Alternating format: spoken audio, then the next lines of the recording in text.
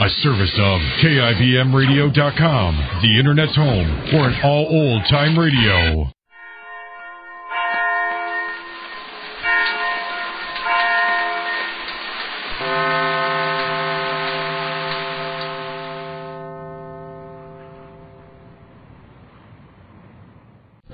And now, the life of Mary Sothern. A week has passed since the death of Mary's husband, Max Sanders. A death made doubly tragic, coming as it did on the day that Max was publicly acclaimed for his heroism in the prison fire. Mary has been strangely calm. Her neighbors admire her for her courage and fortitude. But her two closest friends, Daddy Stratford and Dr. John Benson, are seriously worried about her. They know that her calm is unnatural and that it cannot last.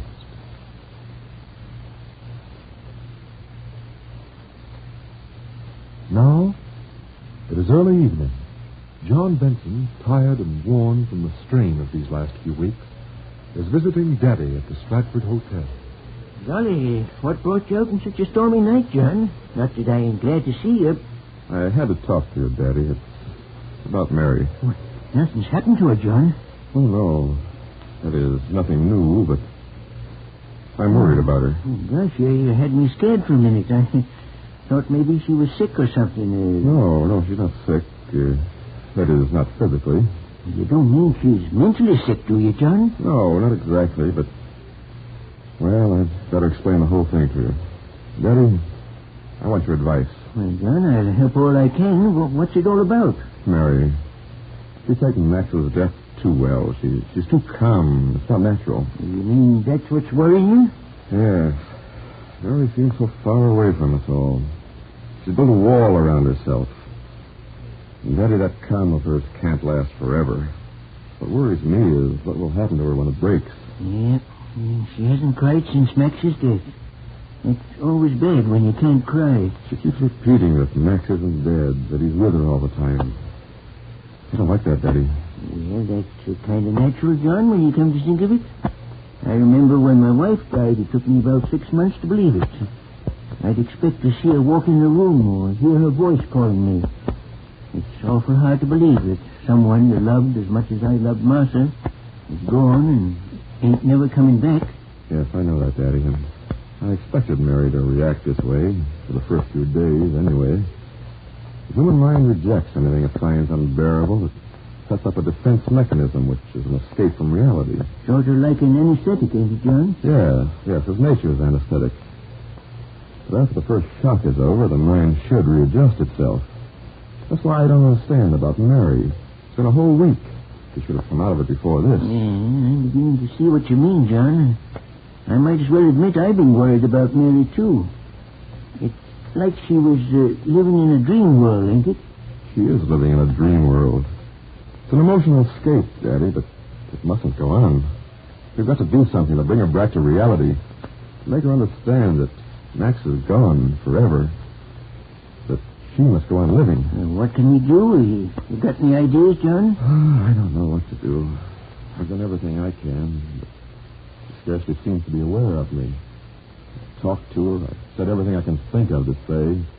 Everything I thought would help her, but it's no good. Oh, at the end of my rope. You think I can do something, John?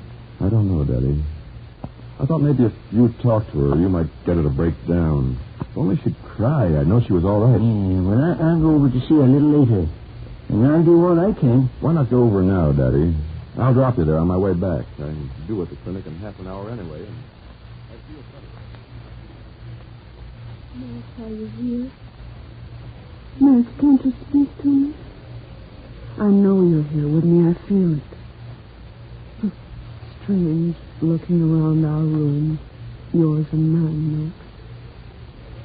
I can almost feel your arms around me and hear your gay, carefree laugh. And when I touch your dear, shabby old bathrobe, I can almost see you lounging in that old chair by the window. Max, where are you? Everybody says you're dead, but you aren't, are you, Max? You said you'd stay with me. You promised not to leave me alone, Max. Max, speak to me. Tell me you haven't gone away. Oh, there's the bell. I'd better answer it. Maybe everybody's right. Max, if you're with me, let me know somehow. Please, darling. Max, dear. Don't be afraid, Mary. Don't be afraid. Daddy. Oh, Max, I heard you. You are with me, aren't you? Now, I'll never be afraid. I know now that you kept your promise. You didn't leave me. Hello, Daddy. Yes. Oh, come in. I'm so glad to see you. Hello, Mary. Oh, gracious. It's good to be out of that wind. Yes, it seems cold out. I haven't been on today. Here, let me take your coat, Daddy, and let's sit down by the fire and talk. And that's what I came for, Mary. I decided it's about time that you and me had a long talk. I haven't felt like talking to anyone lately. I know. I understand. That's why I haven't come bothering you before this. I know you sort of wanted to be alone with your thoughts. With my thoughts and with Max. Max and I used to sit here by the fire on cold winter nights like tonight. Mary, dear, it's not good for you to go on this way any longer. Thoughts can get to be mighty troublesome things when you don't let down and talk them out with somebody who understands. I'm not sure that anybody would understand, Daddy. You see, I'm not lonely. I tried to explain that to John yesterday, but he didn't seem to believe me. Max is so close to me when no one else is here. But, Mary, I thought you were the one person in the world who'd know that Max would understand. I do know what you've been going through, Mary.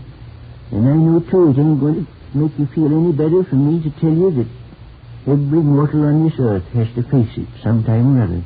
I think I could find courage to bear it if it were true, Daddy, but it's not. That's what you won't understand. Max isn't dead. He's here with me now.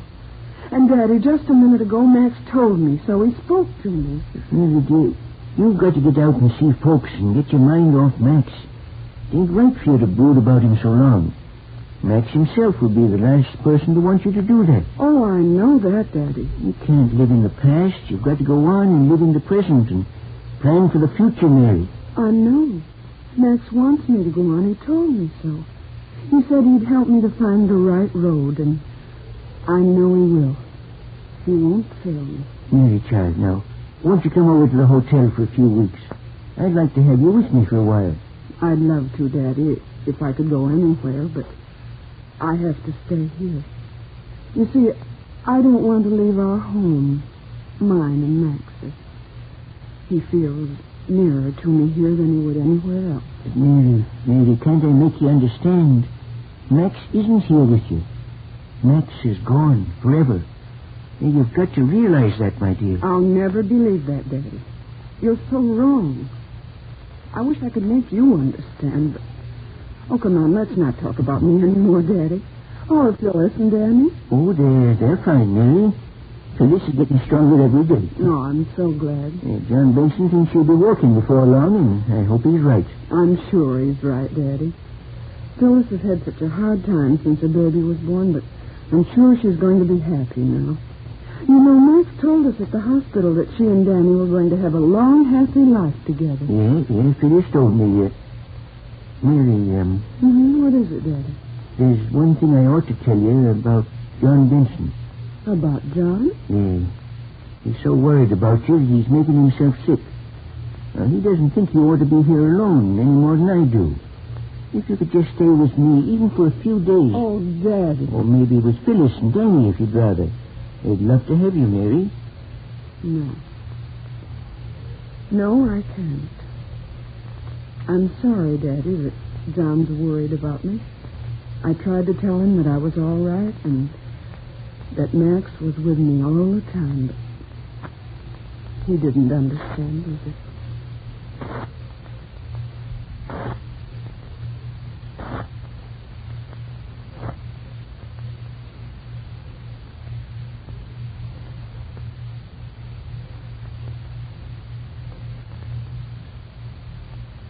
Gather Stratford has done his best. But apparently he has been no more successful than John Benson in persuading Mary to face reality and accept the inevitable. Small wonder Mary's friends are worried about her. The Jack Benny Program.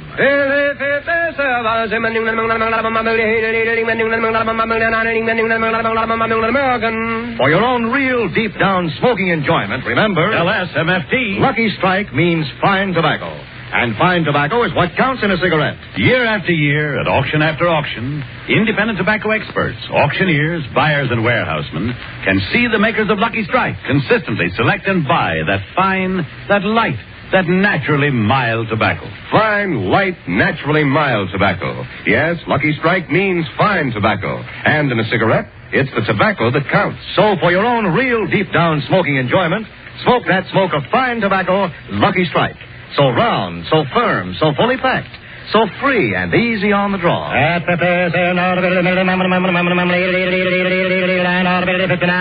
American.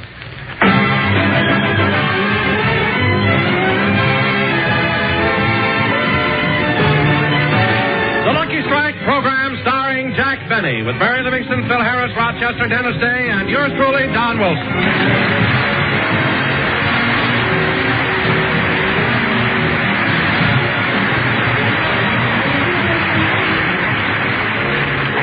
Ladies and gentlemen, let's go out to Jack Benny's house in Beverly Hills, where we find Jack and Phil Harris alone in the library.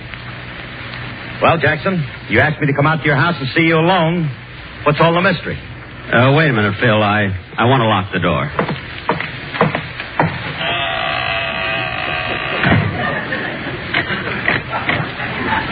Okay, Jackson, what is it? Just a second, Phil. I want to shut the window.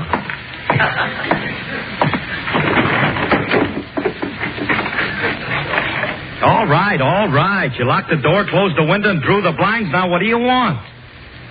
Phil, something's got to be done about your orchestra.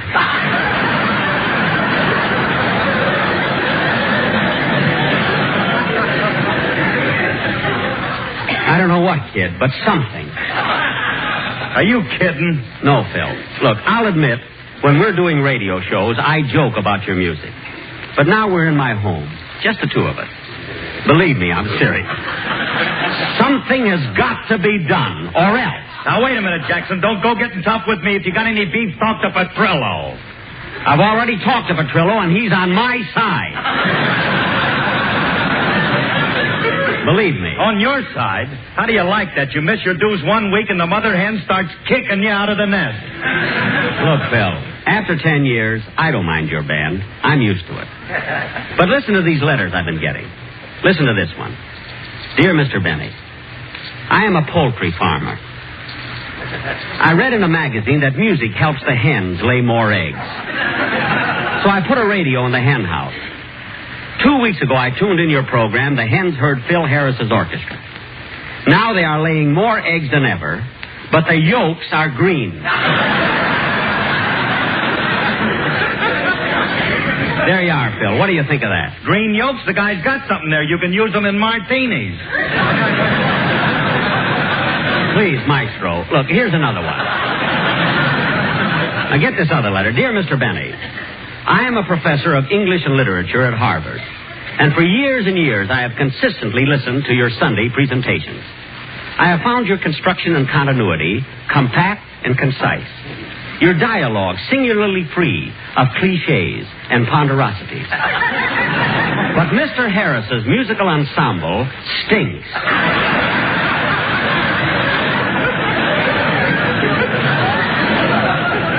And Phil, this proves he's a high-class professor. He spells stinks with a Y. Now, those two letters are just samples of the mail that comes in. Every week I get thousands and thousands and thousands of letters like those. Well, if I'm getting all that mail, I want more dough. Well, look, Phil, what I'm trying to tell you is that you better do something about your orchestra. What are you talking about? I got one of the greatest musical aggravations in the country. That's aggregation, but for once, you're right. Of course I'm right. You take my boys. They've all got great backgrounds in the music business. Oh, fine. Sure, take Frankie, my guitar player. For 7 years, he played first washboard for Spike Jones. Well, he's not playing the washboard now, so tell him to stop strumming his guitar with that box of duds. If he's that close to soap, why doesn't he get some of it on him? And Charlie, your piano player. Now, wait a minute. Don't be talking about Charlie, my piano player. He held a job with Guy Lombardo's orchestra for 12 years. 12 years with Guy Lombardo? Yeah, and he wasn't even a brother. Phil, that has nothing to do with it. And believe me, Phil, I'm not picking on you. I'm just trying to arrive at an understanding. Now, Phil, I know you're sensitive. So I'm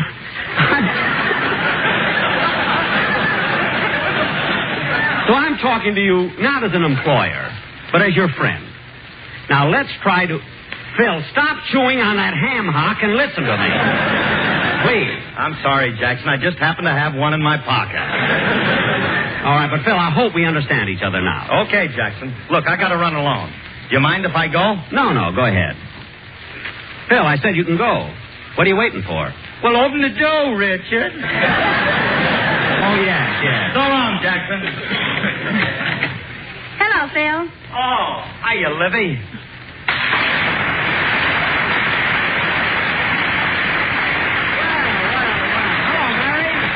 Mary, come on in the library. I want to hear all about your trip. Where'd you go? Well, Jack, I thought you knew. I went back east to attend my mother and father's wedding anniversary. Really? And how were the Duke and Duchess of Plainfield? Oh, well, you know, Jack, they have the cutest way of keeping track of their anniversaries.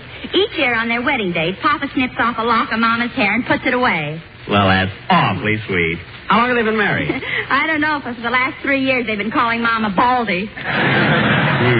And, Jack, you should have seen my sister, Babe. She looks beautiful. She wore a strapless evening gown and was really glamorous. You know, Mary, those strapless gowns fascinate me. How do they keep them up? I don't know about the other girl, but Babe uses fish hooks. Fish hooks? When Babe's out to catch a guy, she ain't kidding. Well, how'd she do? Oh, she's got a nice boyfriend now. He's a credit dentist.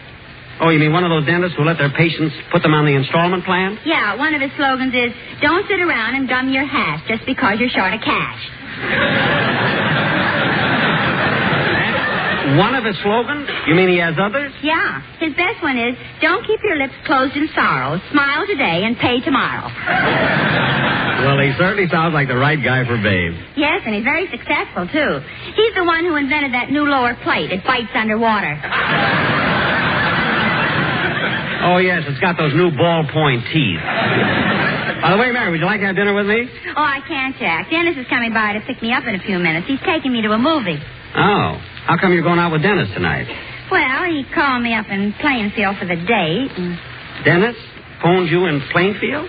Long distance? Yes, long distance. Well, of course he has 2 shows. You know, Mary, Hello, Mr. Benny, Mary. Oh, hello, kid. We were just talking about you. I'm ready to go, Dennis. Hey, Mr. Benny, ask me what picture we're going to see. What? I say, ask me what picture we're going to see. All right. What picture are you going to see? It's the one about a couple of deers. A couple of deer? The yearling? No, the Dolly sisters. What? You sure stepped into that one. Damn it. For a big-time comedian, you ain't got that Octador sparkle. Dennis, stop with the jokes, will you? Come on, Dennis, let's go. Wait a minute, kid. Hello? Oh, hello, Don. What? You've been rehearsing the commercial for next week? Don, what's so difficult about the commercial that you have to rehearse it? All you have to say is LSMFT, LSMFT. Lucky Strike means fine tobacco. Yes, Lucky Strike means fine tobacco. That's all you need. The quartet? No, Don, I'm not going to use them anymore. I don't care if they are in your room rehearsing. We're not going to... Well, all right, I'll listen to them. But I'm warning you, this is their last chance. Okay, put them on. Hello, fellas. Now cut that out. Just sing your commercial. Go ahead. It's not bad at all. LSMFT, I love you. Da-da-dee-da-da-da-dee. Say, that sounds beautiful. Da-da-dee-da-dee-da. Fellas, hold it. You started out so beautifully. Look, fellas, that isn't what I want. Wait a minute. Put down back on. That's not what I... Hold it a minute, fellas. Put down back... Fellas, wait a minute. Wait a minute. Wait a minute.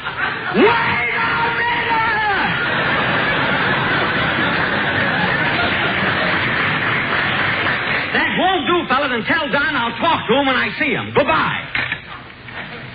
They drive me nuts. I'm going to...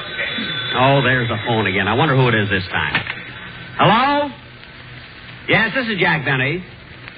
What? Well, I suppose I could, but of course I'll have to make some arrangements about my picture and radio commitment. Yes, I certainly will think it over. And it was nice of you to consider me. Thanks. Thanks very much. Goodbye. What was that, Jack? They want me to be governor of Georgia.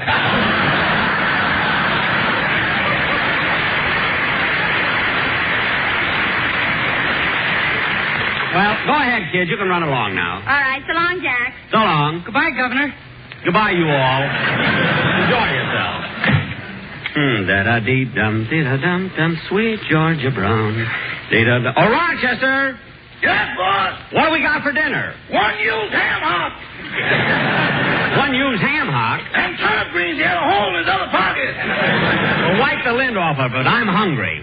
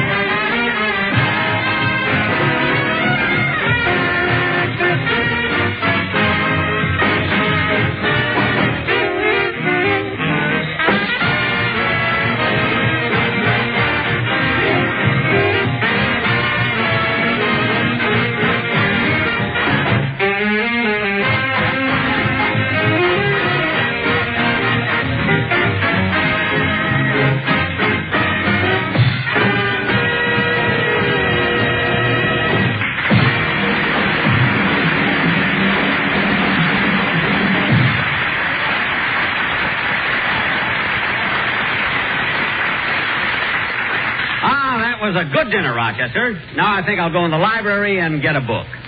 Oh, here's one on the table. But you finished it, boss.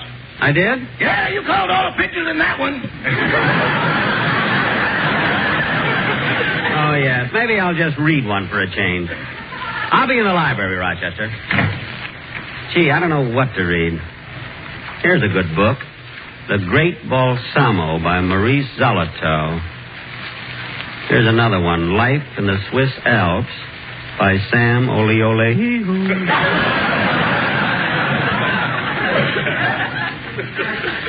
Here's another one, The Rover Boys on Mulholland Drive.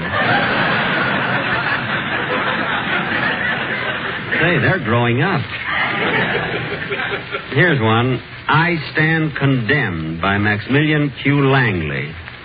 I Stand Condemned. I think I read that about a year ago. Gee, it was pretty good, exciting, too.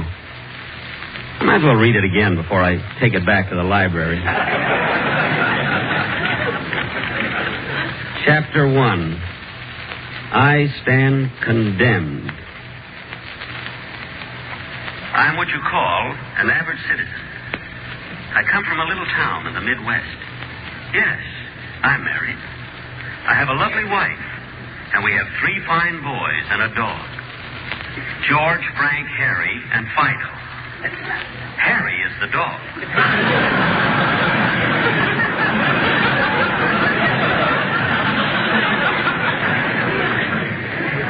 My life, as the lives of most men, followed a course pointed out by the fickle finger of fate. Most stories start at the beginning. But my story begins at the end. I am occupying a cell in the death row at the state penitentiary.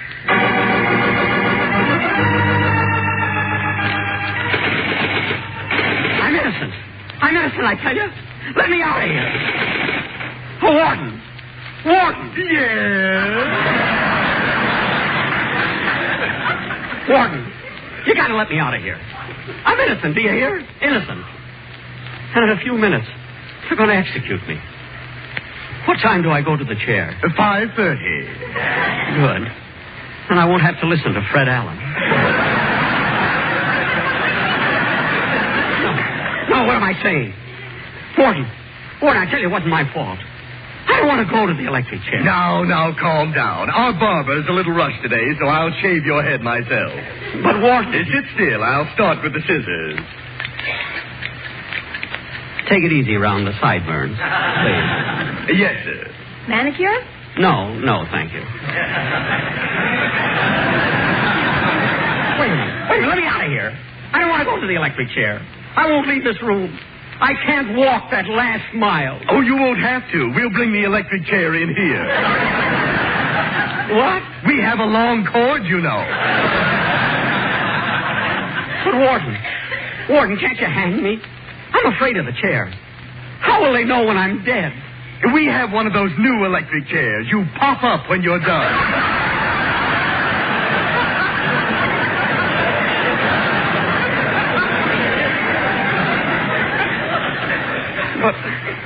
But Warden, I'm innocent. If you'll only listen to my story, I know you'll believe me. Oh, very well. What is your story? Well, Warden, it goes back a long, long time. I would have led a normal life, except for the fickle finger of fate.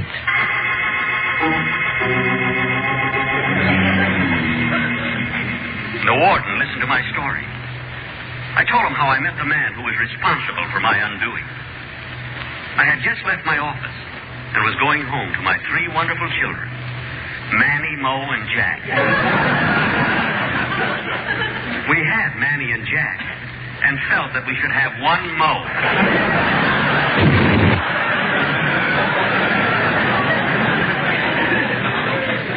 Anyway, I was walking down the street when suddenly a figure stepped out of the shadows.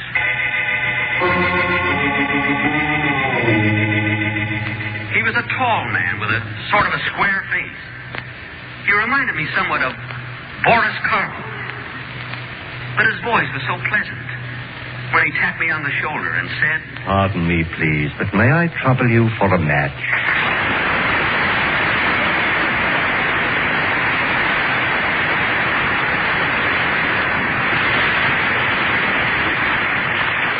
A match? I'm sorry, I don't have one, but I'll let you use my cigarette lighter. Thank you. You're very kind. Hey, you! Come back with that lighter. Give me that. All right. Here's your lighter. But why were you running away? I thought you just wanted to light a cigarette. I do, but my cigarette is home. Well, you have no right... Wait a minute. You look so much like Boris Karloff. Thanks. You're looking well yourself. Thank you. However, my resemblance to Mr. Karloff is purely physical. For instance, I would never think of going to a cemetery in the black of night, opening graves and stealing the gold teeth out of dead bodies. Huh? That's dishonest, you know. Yes. Wait a minute. You were trying to steal my cigarette lighter, weren't you? No, I wasn't. As a matter of fact, I'd like to buy it. I'll give you $20,000 for it. $20,000? Well, I don't want to take advantage of you. I'll tell you what. I'll throw in an extra flint.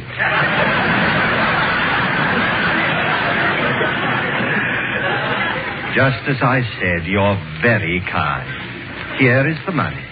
A $20,000 bill. Gosh. Well, so long, mister. I hope you enjoy the lighter. Just a moment, please. I also admire Your necktie. My necktie! I know it sounds fantastic, but he bought my tie for $17,000. And then he bought my shirt and my shoes and my suit. As I gave him my last stitch of clothing, this mysterious stranger handed me $194,000 and 2 balloons.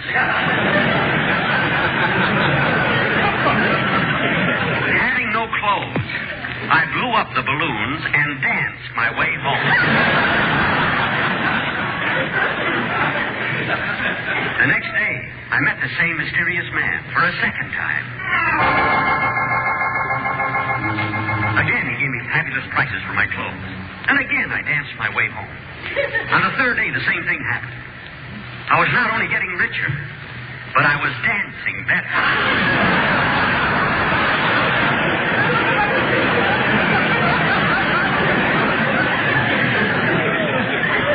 Our daily meetings were more than mere coincidence.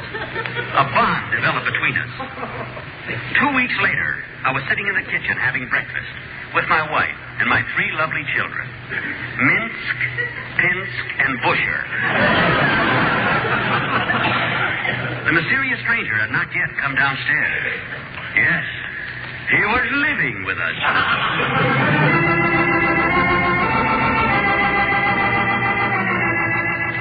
Come on, children, finish your breakfast. That's right, children. Eat your food. But, Daddy, can't we have milk like we used to? I'm tired of champagne on my grape nuts.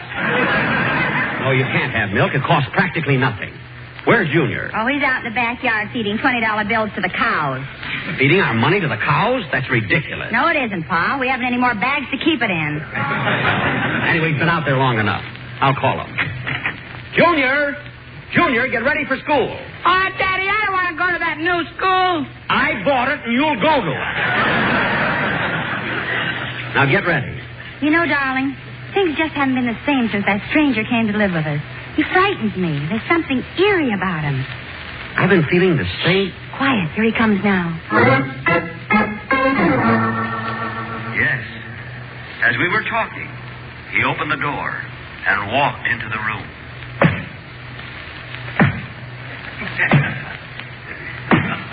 He was wearing sneakers. As I rose from the table, he said, Good morning, everybody. Good morning. Did you sleep well? Yes, I did. Nah. Sit down. Thank you. I'm sorry I'm late for breakfast, but I overslept. I was out at a party last night. A party? Well, how do you feel this morning? Oh, well, have some tomato juice. Yes, I'll get you some. You know, I envy you two. A beautiful home, lovely children. Haven't you any children? No. I married a smudge pot. You married a smudge pot? Oh, then you haven't any children. No. But we're lousy with oranges. Oh. By the way, I don't feel I should live here any longer without paying you rent. How much do you want? Well, I'm no good at these things. Let's forget it. Oh, but I insist. Would $1 million a week be enough? Well, with or without meals? With meals. That'll be $3 extra. I'll be glad to pay it. Glad? Things like this were happening every day. I had gone money mad. Money. My wife left me. And so did my 3 lovely children. Sarah, Toga, and Trunk. I didn't care. I had my money. I had accumulated millions of dollars, which I kept in my shoes. I was now 11 feet 6.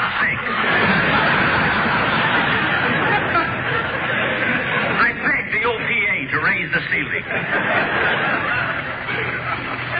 One day, as I was sweeping some loose change under the rug, he came in.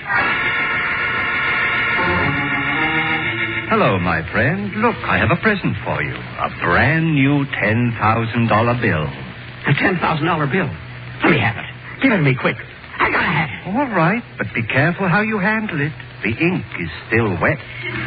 Don't worry, The ink is still wet. Wait a minute. You mean you've been printing this money yourself? Certainly. But doesn't everybody? Oh, so that's it. I must have been blind not to see through this whole scheme. My life is ruined. I've lost my wife and my 3 lovely children. Chico, Pico, and Sepulveda. I thought I was rich, but I haven't got a tie or a shirt or a suit. All I got is money, money, money. And all counterfeit. You've even got my cigarette lighter. And I, like a fool, threw in an extra flip. Yes, you are a fool. Do you think I'd really pay you $17,000 for a necktie? $22,000 for your button shoes? Now, wait a minute. Yes, you are a fool. Do you think I'd give you $500 for a dinner when I can get the same thing at Ciro's for $400? Ciro! Of course that money was counterfeit. And those balloons you gave me weren't any good either. They broke on the Sunset bus and embarrassed me. And so all this time, you've been nothing but a counterfeiter. Well, what's the difference? We can still do business. I can print the money and you can get rid of it for me. Never. I'll kill you first. That's what I'm going to do. I'm going to kill you. Oh, get your hands off my throat. Take them away. Take them away. Don't kill me. I'll give you back your clothes. My clothes, what good are they now? You had the pants lengthened and the coat lit up. You even lost the string out of my pajamas. Please stop choking me. Stop choking me. Oh, why must I always die in the end? There.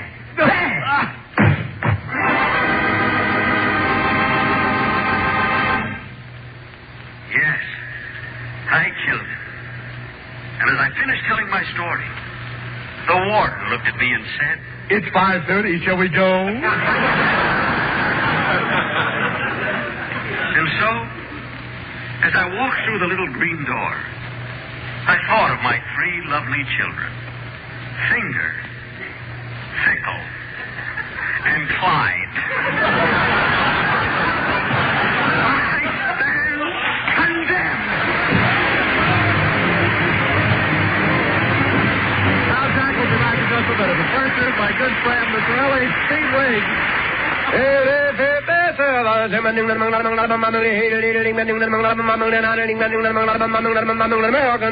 No doubt about it. In a cigarette, it's the tobacco that counts. And year in, year out, consistently, Lucky Strike means fine tobacco. Here's a tip from a man with a lifetime of tobacco experience. Mr. James Monroe Ball of Winston-Salem, North Carolina, an independent tobacco auctioneer for the past 31 years.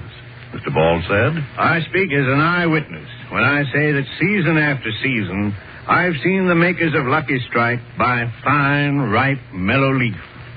That good kind of tobacco that makes a swell smoke. I've smoked Lucky's myself for 29 years. Remember, at auction after auction, independent tobacco experts like Mr. Ball can see the makers of Lucky Strike consistently select and buy that fine, that light, that naturally mild tobacco. Fine, light, naturally mild tobacco. Real Lucky Strike tobacco. Yes. LSMFT. Lucky Strike means fine tobacco. And this fine Lucky Strike tobacco means real deep-down smoking enjoyment for you. So smoke that smoke of fine tobacco, Lucky Strike. So round, so firm, so fully packed, so free and easy on the draw. I want to thank Boris Karloff for appearing here tonight, and he can currently be seen in his latest RKO picture, Bedlam. Oh, say, Jack. Yes, Don? I understand you're going to be on Kenny Baker's program in the morning. Yes, I am, Don. Will you pick me up for rehearsal? Yes, Jack. Rehearsal is at 7:30 a.m. Oh. Well, don't bother. I'll go right over there from here. Good night, folks.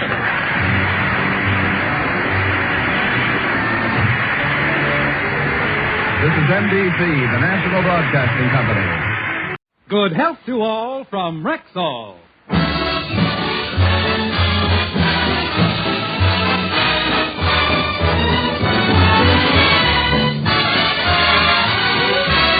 Yes, it's Sunday. Time for the Bill Harris Alice Faye Show. Presented by the makers of Rexall Drug Products and your Rexall family druggist. Good evening. This is your Rexall family druggist. Taking a little time from behind the prescription counter this Sunday evening to speak for all 10,000 of us. the 10,000 independent druggists who have added the word Rexall to our own store names.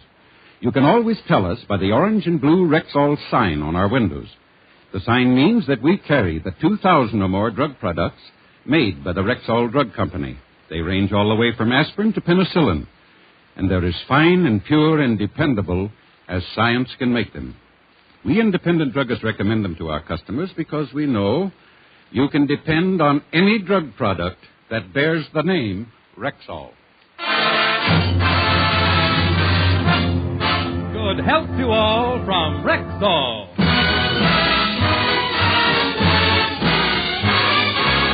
And now your Rexall family druggist brings you the Phil Harris Alice Faye Show. Written by Ray Singer and Dick Chevrolet, with Elliot Lewis, Walter Tetley, Robert North, Walter Sharp and his music, yours truly, Bill Foreman, and starring Alice Faye and Phil Harris.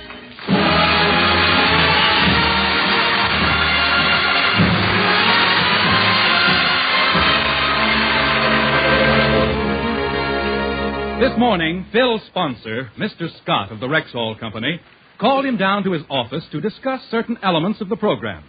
Alice and her brother William are at home anxiously awaiting as Phil enters. Oh, hello, Phil. What did Rexall want to see you about? Hello, honey. Hiya, Willie. Good morning. Did they fire you, Philip? No, they didn't fire me, you little powder pigeon. Look, Alice, it's about my band. Mr. Scott's been listening to it very carefully lately, and he thinks it needs improvement. And he insists that I just keep the guys who can read music and let the rest go. Well, that's not too bad. That means you could keep, and you can also keep, you gotta fire the whole band? Don't be sarcastic.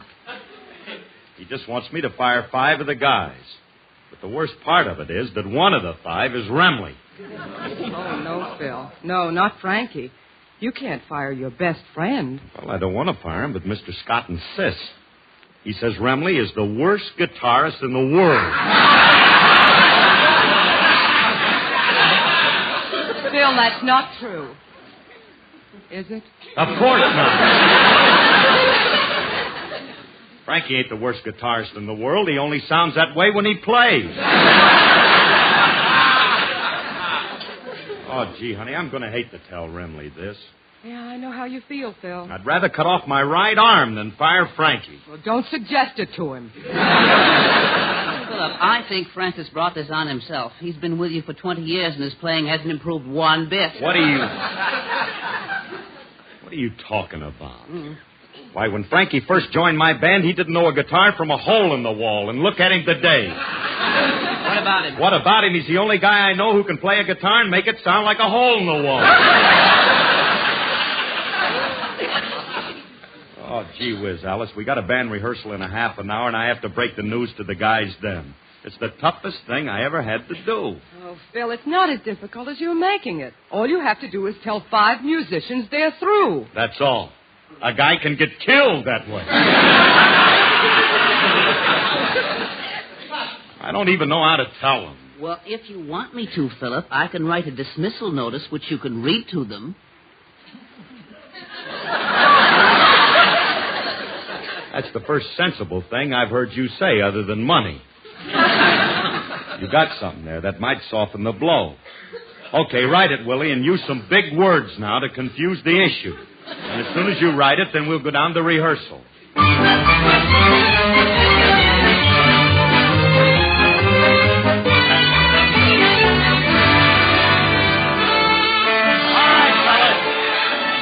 right, fellas, I'm here. All right, fellas, hold it. Hold it. Hold it. Hold it when I holler, hold it. You wouldn't treat Toscarini this way.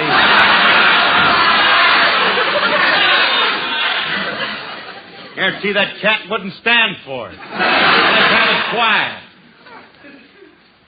Now, be quiet and listen to me, fellas. I got a sad duty to perform. I know you guys won't like to hear this, but I got to do it anyway. Stop apologizing. Sing it. Get it over with.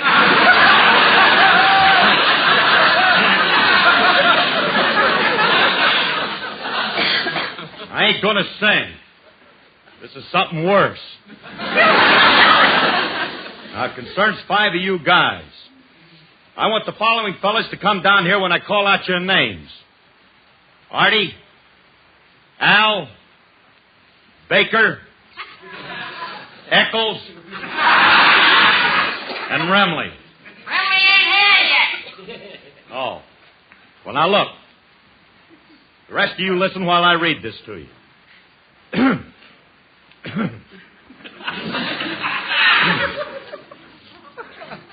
Gentlemen of the ensemble, during the past decade, our relationship has transcended a mere academic association and has attained a sublimely harmonious affinity. I like your choice of language. By the way, what language is it? Hey, what does it mean, Phil? I'm having enough trouble reading it. Decode it yourself. Now be quiet and I'll continue. However, due to your ineptness and incompetence, it is incumbent upon me to dispense with your services in order to raise the level of my musical aggregation. Yeah, fellas, he's giving us a raise.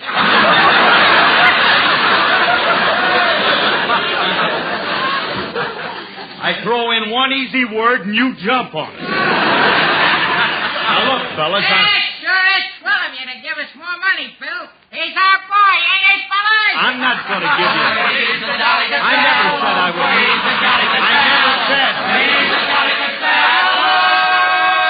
I ain't giving you no raise. We take it all back, he's a louse. Listen, wait a minute, will you? Don't you guys understand? I'm dispensing with your services. You're getting the sack. Your employment has ceased. You mean? Yes. I'll thank you to turn in your racing forms. You're fired. Hear him. Ever since he's been on two networks, it's kind of a test. Now, listen, are you guys going to get out of here peaceful, or do I have to get tough and throw you out? Well, get a load of the Humphrey Bogart at Local 47. Hey, you better quit talking and sing before you get murdered. I don't want to sing. Who asked you? All right, fellas, we're going to go down among the shelter and farm. I don't know that tune, and I'm not going to sing it. Well, somebody better sing it because that's what we're going to play. Hit it, fellas. But, fellas, wait a minute. I'm not going to... Alice, start singing. Let's not waste the music. Down among the sheltering palms, honey, wait for me, honey, wait for me. Don't be forgetting we've got a date out where the sun goes down about 8. How my love is burning, burning, burning. How my heart is yearning, yearning, yearning to be down among the sheltering palms, honey, wait for me. Down among the sheltering palms, oh honey, why don't we go where trees are shady, watching the lovely hula ladies. We've got a little date we should keep, out where the moon is never asleep. While my love is waiting, waiting, waiting, why should you be always hesitating to be down among the sheltering palms, oh honey, wait for me. Down way down among the sheltering palms, so tell me how would you like to be my honey? Out where skies are nice and sunny, we'll know what pretty moonlight is for. We'll see the ocean kiss the shore. I'll be glad for all the love we started. If you're not, then I'll be broken hearted to be down way down among the sheltering palms, oh honey, wait for me.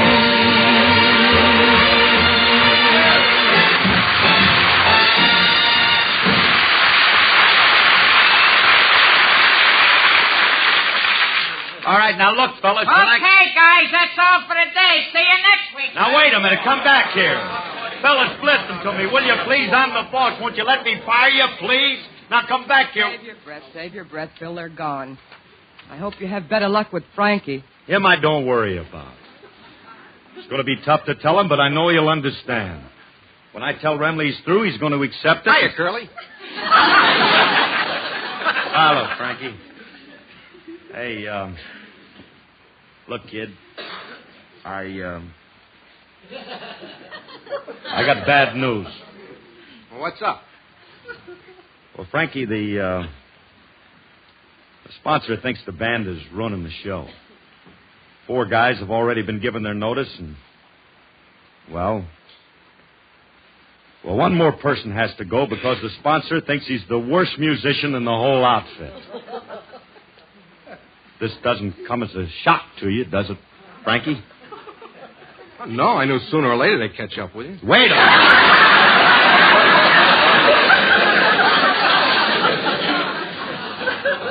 You've been getting away with murder for years.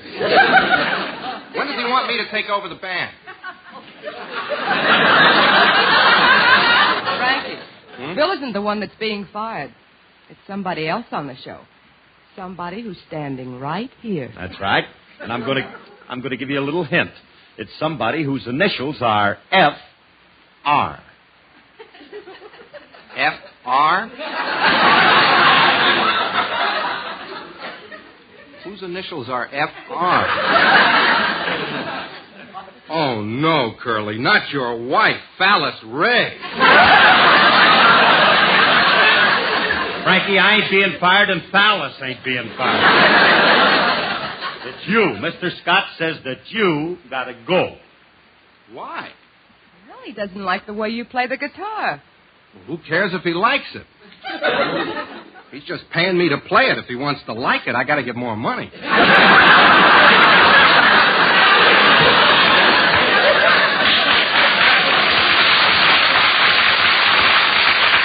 Frankie, you must admit you're not very good on the guitar. You strum it like you have 5 thumbs. Alice, I'll thank you not to mention my affliction. Will you stop it, Remley? Who ever heard of anybody with 5 thumbs? All I know is every time I try to hitch a ride, 5 cars stop. Will you stop already? Now, look, Remley, it ain't because of the way you play altogether. It's your attitude toward the show. You just don't seem to give a darn. What are you talking about? Last Sunday I played harder than anybody else in the band. I was in on every musical number, and my strumming sounded better than it ever sounded before. Only because you forgot to bring your guitar. Oh, so that's how my stomach got all scratched up.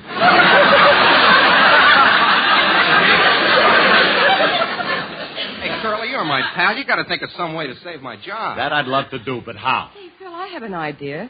If Mr. Scott were to get letters from listeners praising Frankie, he might change his mind. Hey, the kid might have something there. That's it. If we can write letters under phony names praising Frankie to the sky, look, I'll even sacrifice myself. I'll say that as far as I'm concerned, Frankie's the brightest spot on the show. He's the only one that I ever listened to, and if it wasn't for his great talent, there wouldn't be a show. How you like that, Frankie? No, it won't work. I won't impress Scott. How do you know? I've been writing him letters like that ever since the show started.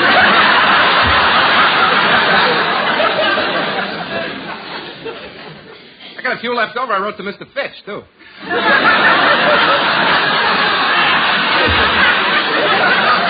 Oh, so that's how I lost that job. Well, let me tell you something. I'm not going to come in. Listen, I can't understand it. Why should he fire a guy like me when he's got a guy like you to fire?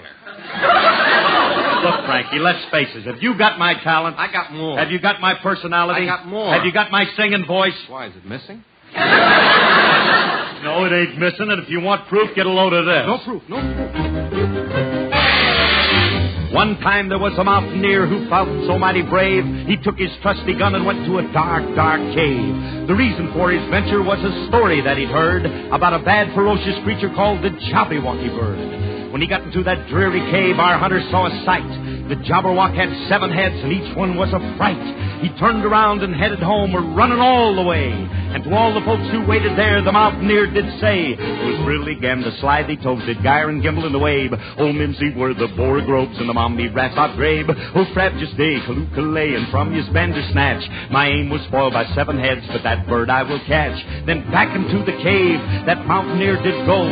But how he'd finally get that bird, he really didn't know. This time the mountaineer was armed with knives and traps and baits. He had to catch that Jabberwocker, meet a sorry face. Inside the cave, that gruesome bird confronted him once more. The mountaineer had 7 fits and fell right to the floor. He offered up a hasty prayer and murmured, "It's the end." But 7 Jabberwocky heads said, "Can't we please be friends? We'll Brillig in the slithy toes and Gyre and Gimble in the wave. We'll Mimsy in the Boar Groves and the Momney Brass out grave. Oh, Frabjous Day, Kalookalay, and from his Bandersnatch." The mountaineer said, "You mean we're pals?" And 7 heads said, "Natch." The mountaineer just shook his head. He couldn't trust his ears. The Jabberwocky's 7 pairs of eyes were filled with tears. The ugly bird broke down and sobbed, "A witch made me like this, and Jabberwocky I must be until a man I kiss." The mountaineer could not resist that bird's unhappy plea. He bravely puckered up his lips and said, "You'll soon be free." They kissed and 7 heads became just one of golden curls. The ugly Jabberwock was then the prettiest of girls. They Brilligged in the slithy toes and Gyred and Gimbled in the wave. They Mimsied in the Border Groves and the Momney Brass out grave. Oh, Frabjous Day, Kalookalay, and from his Bandersnatch. That couple now have 7 kids. And that is quite a bad.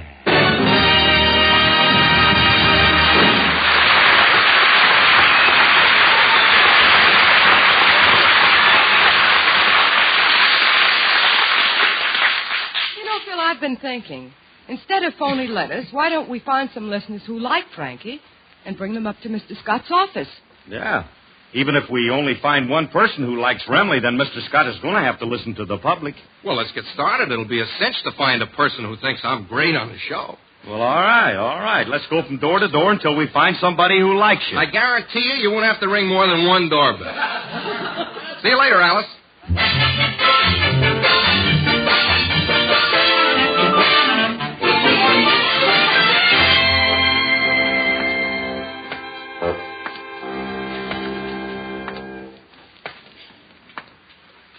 Hey, Remley, my feet are killing me. We haven't found anybody who ever even heard of you. Well, be patient, Curly. We've only rung a little over 200 doorbells. Let's try this house. I got a feeling that somebody here's heard of me. Go ahead. Oh, hello. How do you do, lady? Do you ever listen to the Phil Harris show? Of course I do. And my favorite character is Frankie Remley. I think he's the funniest one on the show. And if he weren't on it, I wouldn't even listen. Well, thank you, madam. Hey, she's a nice old lady, Curly. I wonder who she is. She's your mother, and you know it.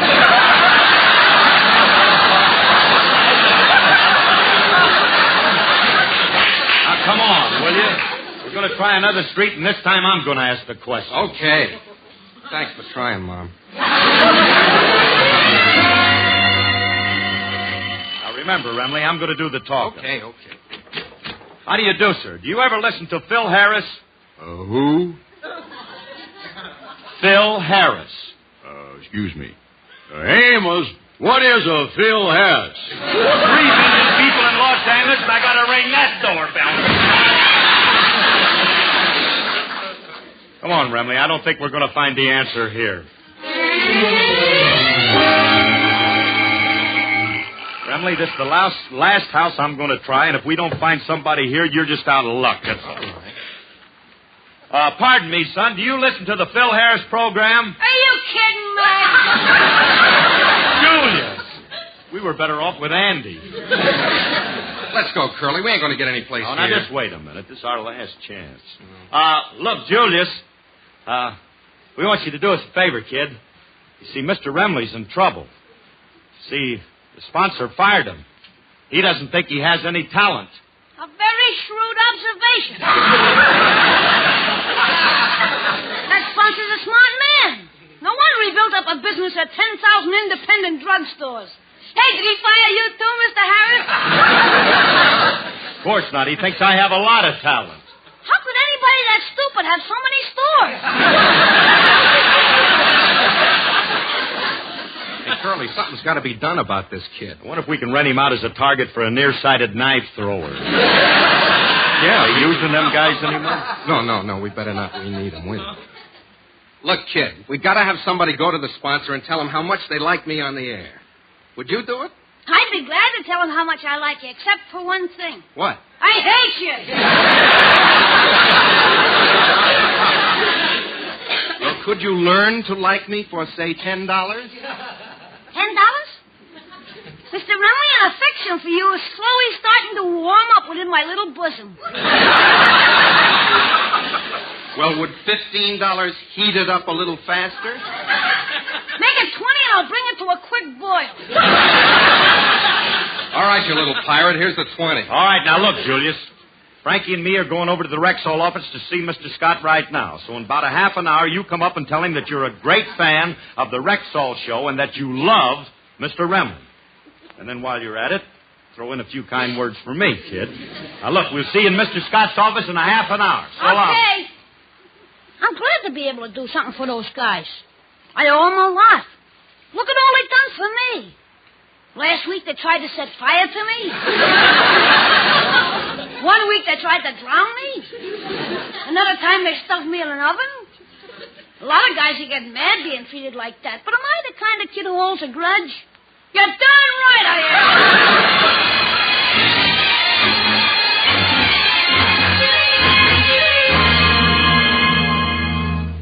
But, Mr. Scott, I tell you, Frankie's important to the show. Rexall needs him on the program. Why? He can't play the guitar. Yeah, but he has other talents besides not being able to play the guitar. What other talents? I'm glad you asked me that. Frankie, show him. Okay, Curly.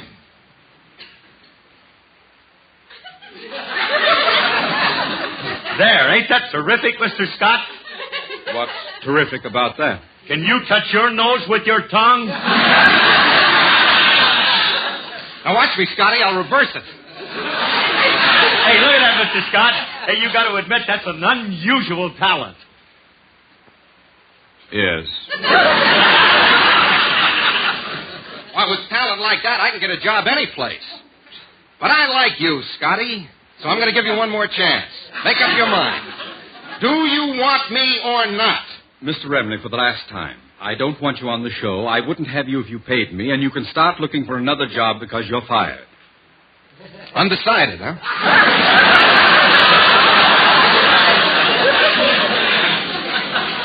Mr. Remley, my patience is just about exhausted. I'm a busy man, and I'll thank you to get out. Do you hear me? Get out. Get out. How would you like a punch in the nose? Come over here. You don't talk to sponsors that way. Be nice to them. Julius will be here any minute. All right. Mr. Scott, I only want to stay on the show because the public wants me. What makes you think the public wants you? Because on my way over here, I was mobbed by autograph fans. Strangers followed me right up to your office. As a matter of fact, there's a little kid outside your office right now who thinks I'm the greatest thing on the air. A kid I never saw before. Come in, Julius. Welcome, stranger. Where's the head man? I gotta see the head man. I'm Mr. Scott, son. What can I do for you? As president of the Rexall Radio Fan Club, I come to tell you that every one of our members think you got the greatest show on the air. Well, that's very gratifying. How many members do you have in your club? 2. Me and my psychiatrist.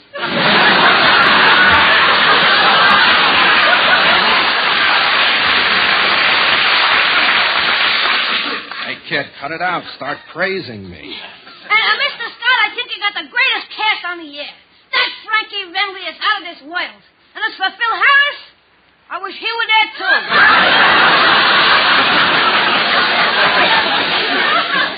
Are you sure you're a fan of our show? Naturally. I listen to nothing else but. Well, I'd give anything to meet those guys personally. Well, I think that can be arranged. Son, right next to you is Frankie Remley. You mean this man here is my hero? Yes, son. You're face to face with the Frankie Remley. Oh, sweet, unbearable ecstasy. Now, brace yourself, son, because you're in for another thrill. You see, I'm Phil Harris. Phil Harris, too? Oh, burn my clothes, Mother. I'm on my way to heaven. These two men impress you that much, son? Why shouldn't they? They're the greatest things on the air. The funniest guys in radio. Are you sure you've been listening to the right program? Of course. They're on for Rexall, ain't they? Oh, you're familiar with the product. Naturally. These guys made it famous. Our whole family knows you can depend on any product that bears the name Rexall. Do you use our products yourself, son? No, I'm too young. But my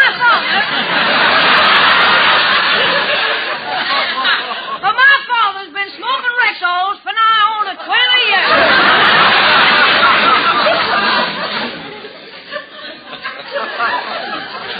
Look.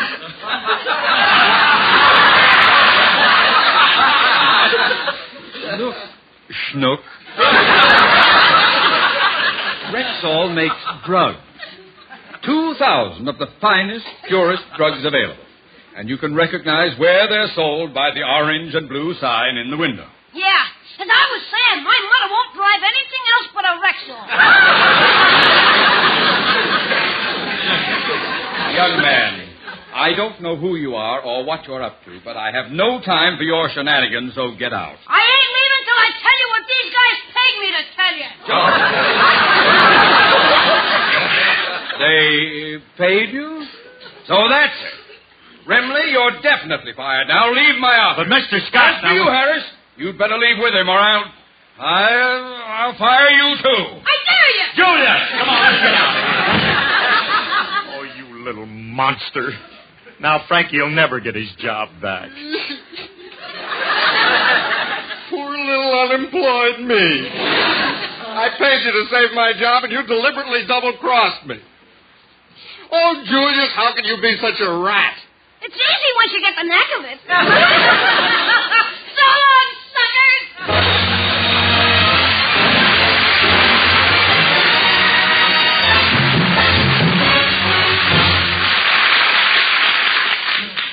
Alice and Phil will be back in just a moment. Meanwhile, here's an important question a lot of people are asking.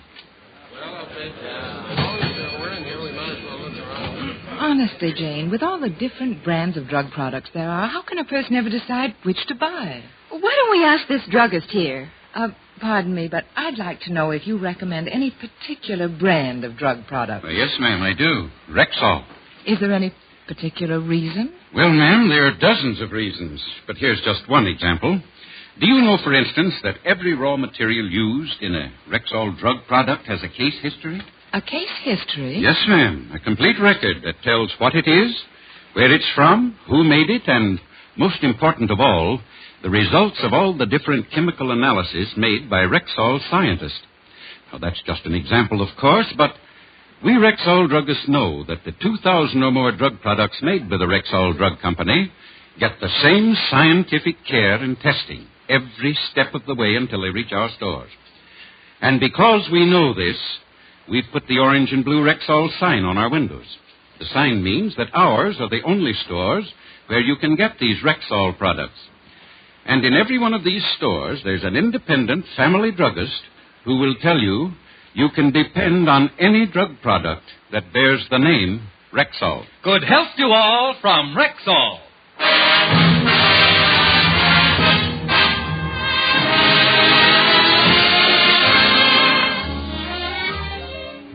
I'm sorry about you losing your job, Frankie. I'll talk to Mr. Scott and try to get it back for you, huh? Yeah, but in the meantime, what are you going to do, Remley? Well, the only one thing I can do.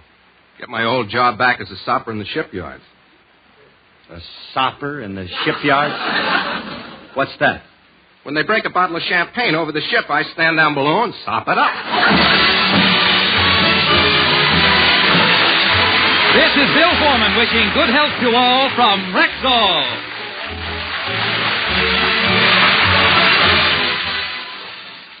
This is NBC, the National Broadcasting Company.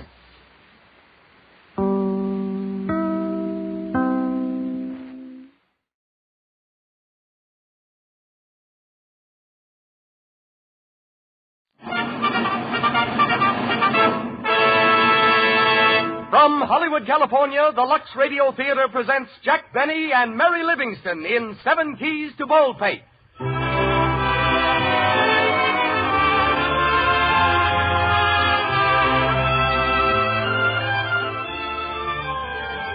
Lux presents Hollywood. Tonight, the dauntless Jack Benny and the laconic Mary Livingston lead us into paths of peril and adventure. Laughs, chills, crooks, treasure, a damsel in distress, a mad hermit. This is only part of what Jack Benny encounters tonight in that grand comedy mystery by George M. Cohan, 7 Keys to Baldpate. adapted from the novel by Earl Durr Vickers. You'll hear also, as special guest, the world-renowned violinist Ephraim Zimbalist. Conducting our orchestra is Louis Silvers. Tonight's play is brought to you by the makers of Lux Flakes. Before I introduce our producer, let me remind you that it's thrifty to buy several big boxes of Lux Flakes at a time, so you'll always have it handy in bathroom and kitchen. Every box of Lux Flakes means longer life for your washable nice things, kind care for your hands. You're thrifty every time you use these gentler, finer flakes. And now, our producer. Ladies and gentlemen, Mr. Cecil B. DeMille.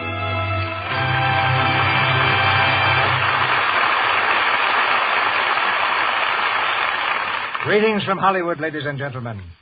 Before we raise our curtain, we wish to advise our listeners that if any important news bulletins on the European situation are received at the Columbia Broadcasting System headquarters, they'll be given you at the intermission during our program.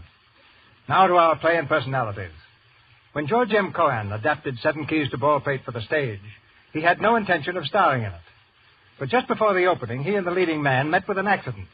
The leading man was too seriously injured to go on, so Mr. Cohan, broken collarbone and all, stepped into the breach. When I related these facts to Mary Livingston, she threw back her head bravely and declared that if Mr. Cohan could carry on with such a handicap, she could carry on with Jack Benny. Mr. Benny is not, however, without some talent. He often entertains the guests at his home with his debonair violin playing and witty sayings. He's quite a familiar figure on the streets of Beverly Hills, whizzing past the admiring spectators in his flashy Maxwell town car. And I almost forgot. Mary always brings Jack to her radio program.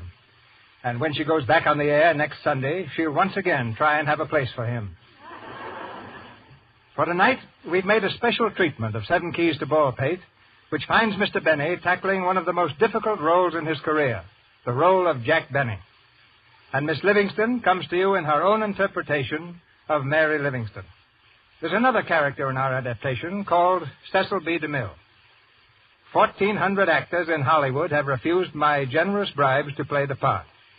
So there's nothing left for me to do but to play myself. This being the case, my customary duties for the evening will be assumed in part by the highly capable Melville Ruick. And now we light the stage. It's curtain time and start time as the Lux Radio Theater presents Jack Benny and Mary Livingston in 7 Keys to Baldpate with Cecil B. DeMille. Mr. Ruick, will you set our scene?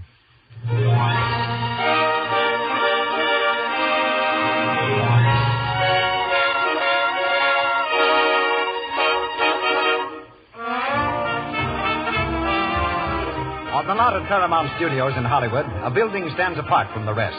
On its door, the legend, Cecil B. DeMille Productions, Incorporated. The door has just opened, and C.B. himself strides quickly across the reception room toward his private office. A small army of assistants and secretaries hinder his progress with innumerable requests. Good morning, Mr. DeMille. Good morning. Good morning, sir. Morning, Well, darling. Mr. DeMille, I had that set See made me up later, now. will you, Joe? Hello, C.B. Here's that script you asked Thanks, for. I'll read it tonight. Mr. DeMille, would you see Mr. I Nelson? can't see anyone this morning. Ask him to come Mr. back. DeMille, this Not man now, out here- Harry. Sorry. Or Bill, come into my office, will you? Okay, C.B. With Mr. DeMille about All that right, set. all right. Boy, I'll I take want care you of to see it. everything. Very See me important, later. really. Sit down, Bill. Morning, Miss Cole. Good morning, Mr. DeMille. Anything happen? Nothing much. Mr. Henry called about that script. Frank Donnelly has a new star for you, and, oh, yes, Mr. Benny called again. Who? Mr. Benny. Jack Benny. What did he want? The usual thing. What did you tell him? The usual thing. I said you were out to lunch. I'm beginning to feel a little guilty about Jack. What's it all about, C.B.? Well, I was a little tired one night, and I half promised I'd make a picture with him. No. Yes. And he calls me up every once in a while to remind me of it. Well, he isn't serious, is he? And that's just the trouble. He gave me a long talk about how his soul is starved in comedy. He wants to branch out into drama, heavy acting parts. Well, he must be crazy. What'd you tell him? Well, I couldn't tell him the truth. It would have broken his heart, not to mention Paramount. So I just keep telling him I'm still looking for the right story, but it's becoming very embarrassing. He seemed pretty discouraged this morning, Mr. DeMille. I really think you ought to call him. He said you could reach him at Mary Livingston's house. No, I'm not looking for trouble, but if he calls again, I suppose I'll have to speak to him.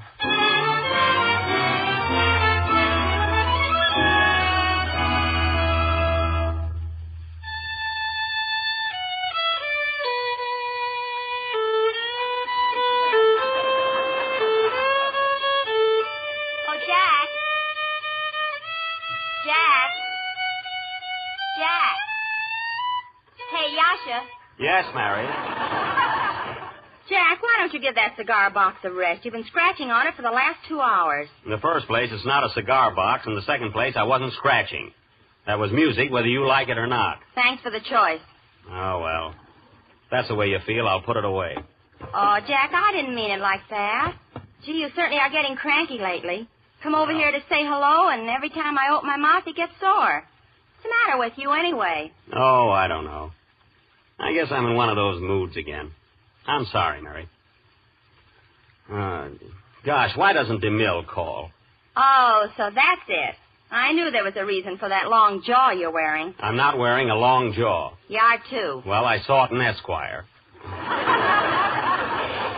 See, I've called DeMille about 20 times. I'll bet that secretary never gave him the message.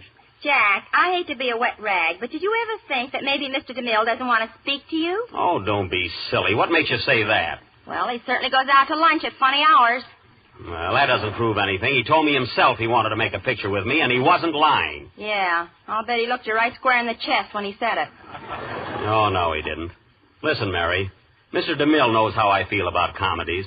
We're going to make a serious picture, something that'll give me a real chance. See, the only thing that's holding it up is the story, and we'll have one if I have to sit down and write it myself. I'll write something I can sink my teeth into.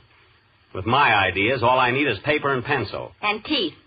Hey, you don't give me credit for anything, do you? Oh, Jack, why don't you come down to earth? You're a comedian. You made your name in comedy, and you ought to stick to it. This other stuff isn't for you. What do you mean it isn't? I'm an actor, ain't I? Aren't I? First, lost, and always, I'm an actor. And here I am laying around wasting my talents because nobody will give me a chance. DeMille makes the Plainsman, and he uses Gary Cooper. Then he turns around and makes the Buccaneer and uses Frederick March. What they want with me at Paramount, I don't know. If I were you, I wouldn't even ask. That's so. And I certainly wouldn't keep pestering Mr. DeMille all the time. I'm not pestering him. He's just as anxious to do this as I am.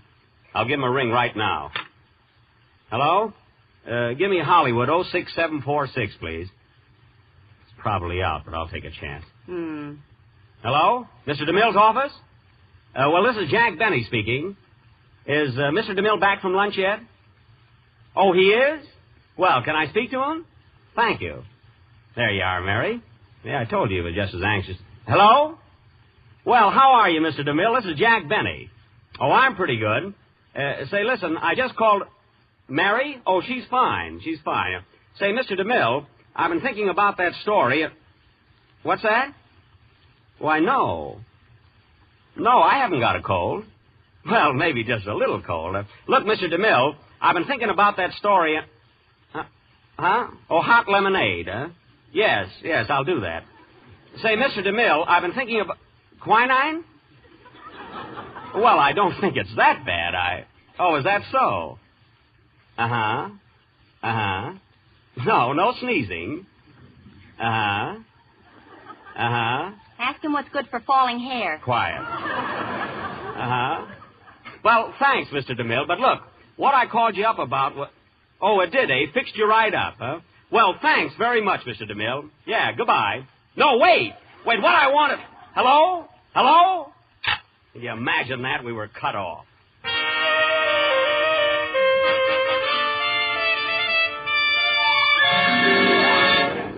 Good morning, Cecil B. DeMille Productions. I'm sorry, Mr. DeMille is in conference. Mr. DeMille is in conference. Call later, please. I'm still not satisfied. Before I start casting a picture, I want to know that the story is right.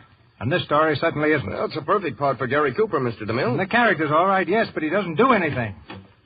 What is it, Miss Cole? I hate to disturb you, but Jack Benny is here. Jack Benny? Didn't you tell him I was in a story conference? Yes, sir, but it didn't do much good. He thinks it's about a story for him. Oh, I was afraid of that. Well, send him in. Yes, sir. Come in, Mr. Benny. Oh, thanks. Well, hello, C.B. How are you? No, I'll pull through. Sit down, Jack. Thanks. You know Mary, don't you? Of course I do. Glad to see you, Mary. I just want you to know, Mr. DeMille, that I'm not here of my own free will. He dragged me. Oh, stop it, Mary. You know, C.B., Mary thinks I'm making a pest out of myself. You better tell her. I don't think that's necessary. Oh. Well, how's it going, C.B.? Miss Cole told me you were having a story conference at Sounds like pretty good news. It might be if we had a story to confer about. Nothing doing yet, Jack. Oh, I see.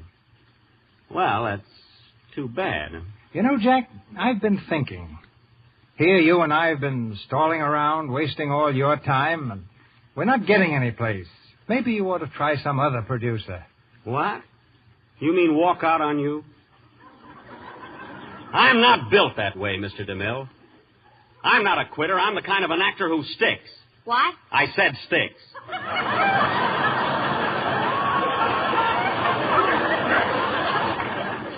Now, look, Mr. DeMille, I don't care what happens. I'm with you right to the end. Well, that's very kind of you, Jack. Yeah, I'm not going to let a little thing like a story lick us. Not if I have to write one myself. Just like that, huh? Well, sure, I can do it all right. After all, I've had some experience, you know. Well, it'll take you quite a while. Say, maybe it's not such a bad idea at that. Well, of course it isn't. No. Now you run along and write that story, Jack, and I'll give you plenty of time to do it. Okay. Well, I'm going out to lunch. I'll see you in a couple of months. What are you going to eat, a whale? Mary. Now, look, CB. Now, look at here. I don't need a couple of months to write a story. When I get started on it, I'll probably knock it out in a couple of days. One day, if I'm in the mood. Well, what's the matter? You don't believe I can do it, huh? A complete scenario in 24 hours? I don't believe anyone could do it. Oh, you don't? All right, Mr. DeMille, I'll tell you what I'll do. I'll start a story tonight. If I finish it in 24 hours, will you produce it? Well, it'd have to be good. Oh, I'll take care of that. Will you produce it? If it's a good story, why not? Now, I'll tell you something else.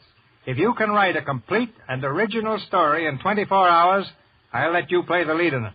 Mary, you heard that. You heard what he said. You're letting yourself in for it, Mr. DeMille. I don't think so. It's a mental and physical impossibility. That's Jack, all right. You'll find out, CB. So will you, JB. Well, all I need is a quiet place to work in. I may have to go out of town. That's all right with me. Any place you want. Okay. Now, let's see. As a matter of fact, Jack, if you really want a quiet place, you can use my place up on Baldpate. Where? Baldpate Mountain. It's an old house I picked up a couple of years ago. I've never lived there. And no one can bother you because no one else can get in. Oh. There's only one... Nobody comes to Diamond Star unless he or she has to. I happen to enjoy big game hunting, Mr. Davies. I was told the lions are very good to the north of here. Would you care to show them to Amato? After all, you were our best hunter and guide. Dale, you know as well as I do, I can't even guide Mr. Renaud across the street.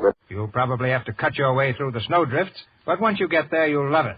The only thing you'll hear is a couple of hoot owls and the moaning of the wind. What, no radio?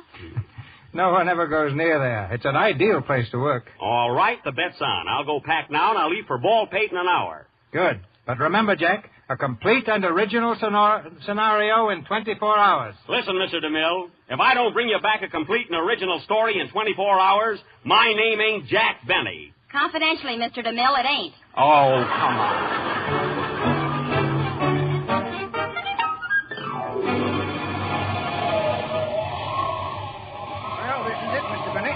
This is Baldpate. You got that key? Right here. Say, it's kind of dark up this way, isn't it? Yeah, sure is. Belinda and me is the caretakers of this place. We don't get over more than 2 or 3 times a year. If you ask me, that's 2 or 3 times too much. Now, you hush, Belinda. Hush up. Go on in, Mr. Benny. I'll make a light for you. Ought to be an old oil lamp around here somewhere. Well, hurry, Jed. It's black as pitch. Say, Mr. Benny, you ain't really set on staying here all night, are you? I certainly am, Mrs. Waller. Oh, but you don't have to stay, do you?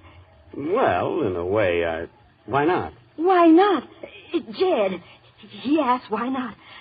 I'll tell you why not, Mr. Benny. Now, hush up, Belinda, hush up. No need to go worrying him with all those tales.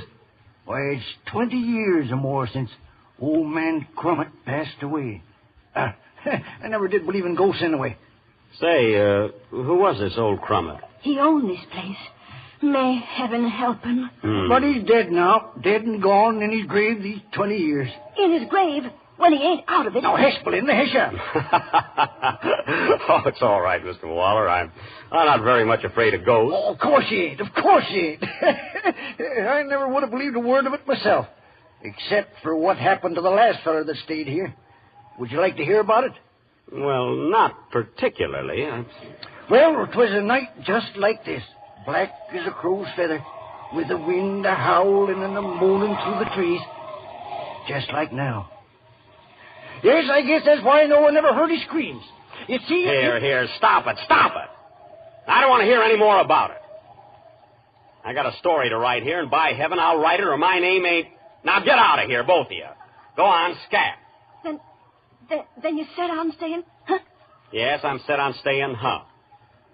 Come on then, Jed. We can go. Our conscience is clear. Yep. Well, goodbye, mister.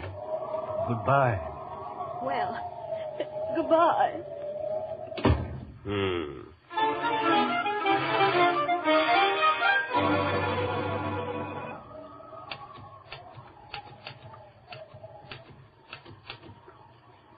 Let's see. The scene is in the library at night. The girl walks in, suddenly discovers it. Yeah, that's it, I think.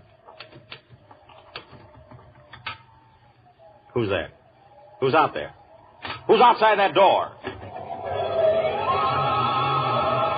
Hiya, Morgan. Gee, it's dark in here. Who are you? It's okay, Morgan. I'm Cookie Bland.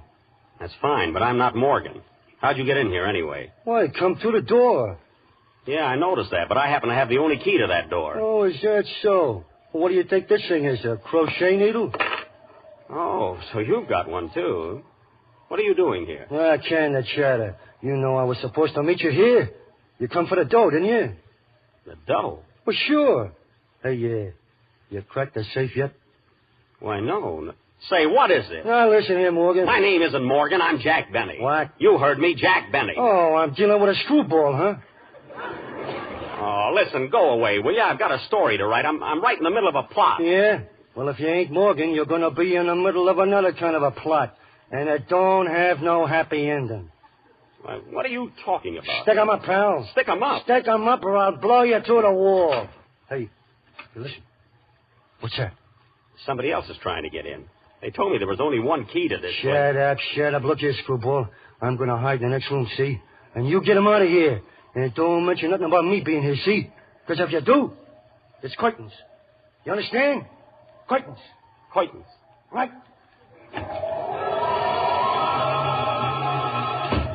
Good evening. Well, good evening. Who are you? Who are you? Now, I asked first. Oh, never mind that. How did you get in here? Well, no trouble at all. I had a key. You lie. There is only one key to Baldpate, and I have it. Well, it sure gets around. Now, listen, miss, I'm a very busy man. I came here to write... What is your name? My name is Jack Benny, I think. Please, this is no time for jokes. All right, then have it your own way. My name isn't Jack Benny. It's Morgan. Morgan? Yes, Morgan. Put up your hands. Put them up. Say, this is getting a little bit monotonous. I am going to kill you, Mr. Morgan. Hey, wait a minute. Don't shoot. I'm not Morgan. I only said that because the other fellow told me if I wasn't Morgan... What other fellow? Huh? What other fellow? Are we someone else here?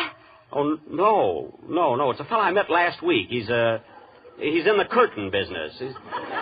But I'm not Morgan. You gotta believe me. Very well. It is good for you that you spoke in time. Oh, thank you. Wow. Well, maybe you'll tell me what this is all about. I mean, why do you want to shoot Mr. Morgan? Why? Because he is a beast. Because he is planning to rob me of my inheritance. Listen, do you know who I am? My name is Crummet. Rita Crummet. Not one of the grave-walking Crummets. No. I see someone has told you about my grandfather. Yes, casually. 20 years ago, my grandfather died very mysteriously. When he died, he left O'Bara $100,000. No one ever received a penny of it. Do you know why? He forgot to put stamps on the envelopes. No one knew where it was. But recently, some new facts have come to light. Facts which prove definitely that the money is still in existence. That it is buried here in this very house. $100,000 in this house? Yes, and it is all mine. All mine, you hear? Faintly. But a man named Morgan knows of this, too. He is planning to come here, to take the money, to rob me. Oh, you must help me. Well, I'd like to, yes. But I have a story to write, and I've only got about 3 minutes. Listen.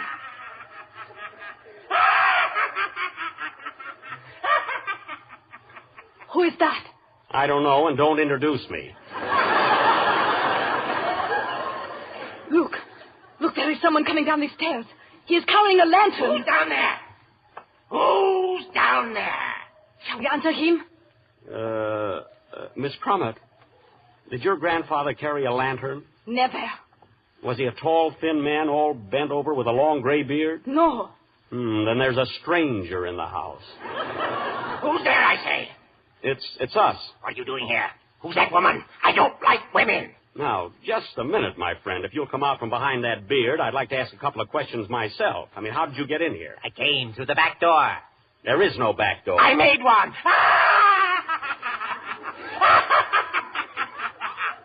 It wasn't that funny. I know who he is now. He is the hermit of Baldpate Mountain. He is crazy. A maniac. Oh, so you're a hermit, eh? Yes, I am. I live alone. But I don't like it. Get that woman out of here. I can't stand women. I hate women. I hate all women. How about Hedy Lamarr? I don't like her either. Boy, you are nuts. Mr. Benny, please, do not joke with him. They're coming. You hear the drum? Rat-a-tat, rat-a-tat. They're coming. Legions upon legions. Marching. Closer and closer. Legions upon legions. And they're all dead.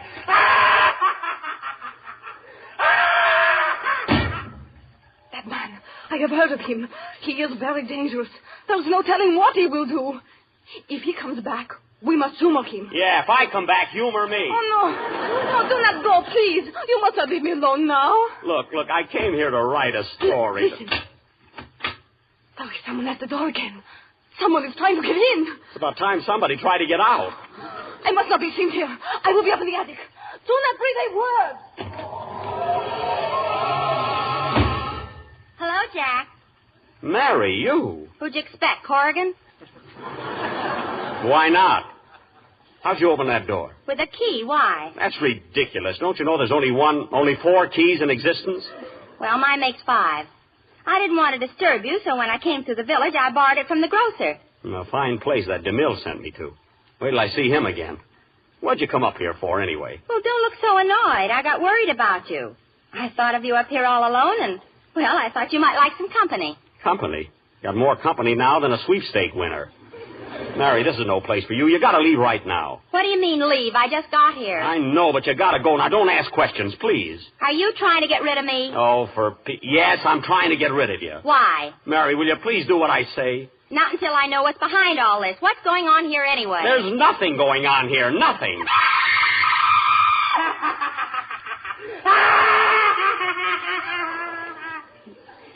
Well, boy meets girl.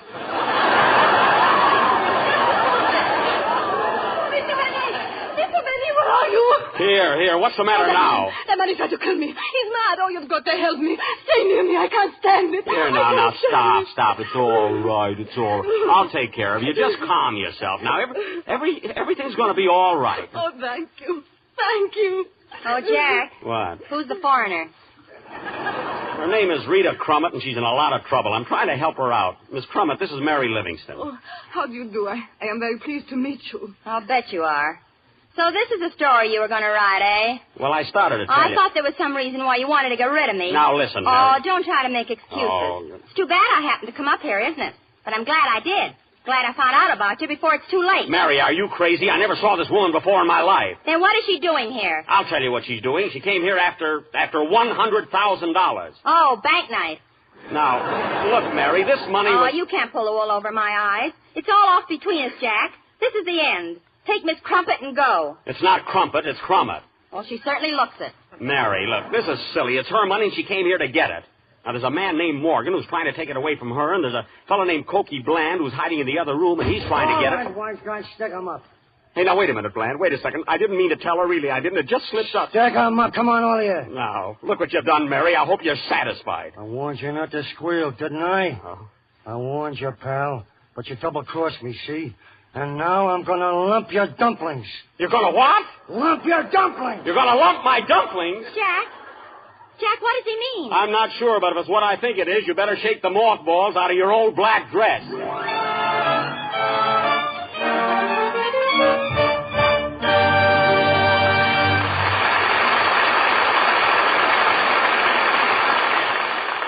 We return in just a moment to the second act of Seven Keys to Baldpate, starring Jack Benny, Mary Livingston, and Cecil B. DeMille.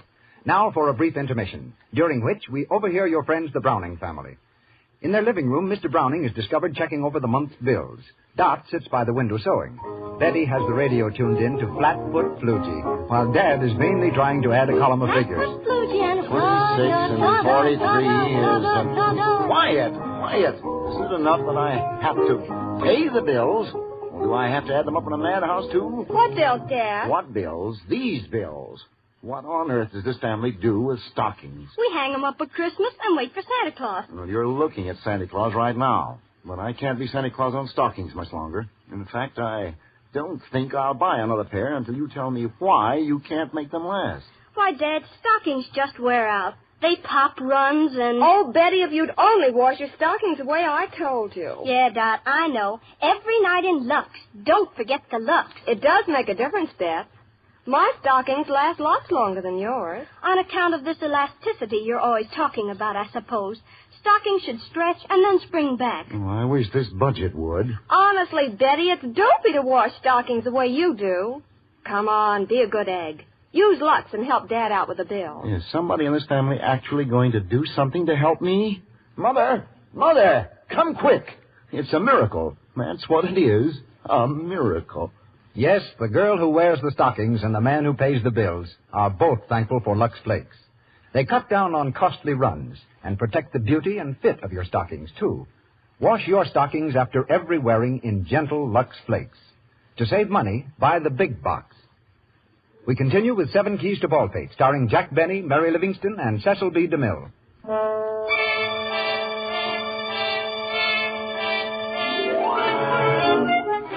A few minutes have passed.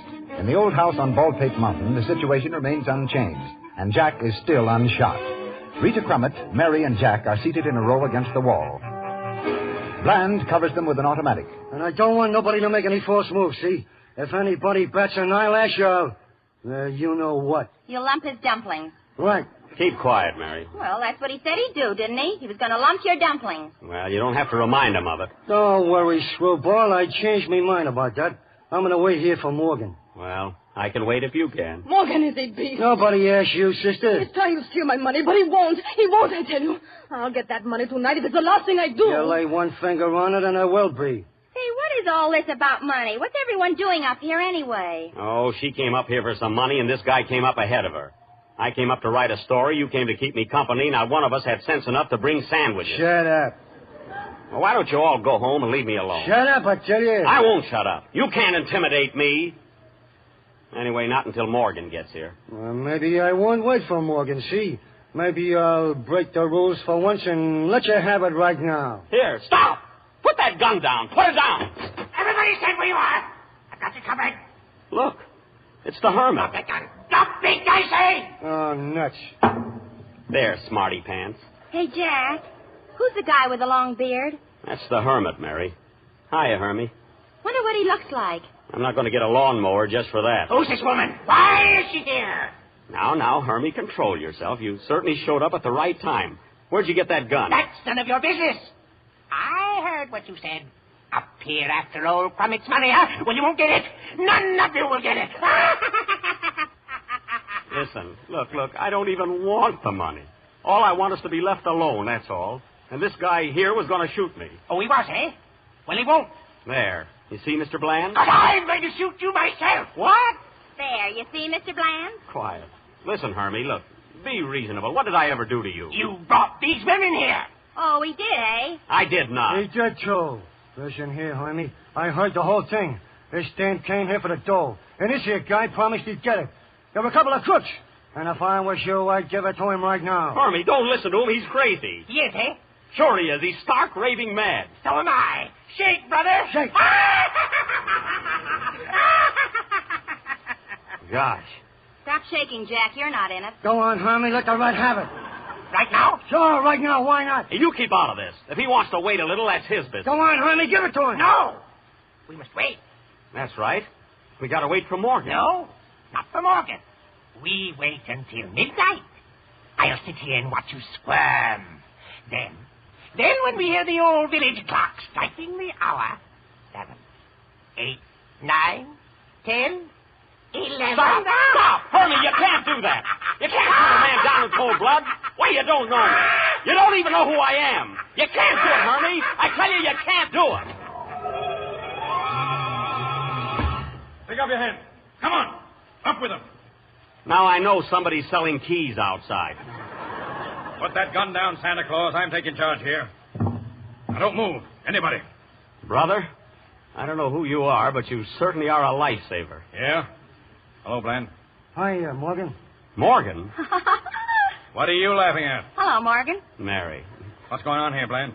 Well, I don't know, boss. I come up here like you told me to, and I find this guy punning a typewriter, and this here dame walks in and... Lisa. So you're here, eh? Well, what of it? You double-crossing little snake. Say, you can't talk to Miss Crummett like that. Crummett? That's a laugh. Do you know who this dame is? If she's Miss America, I'll scream.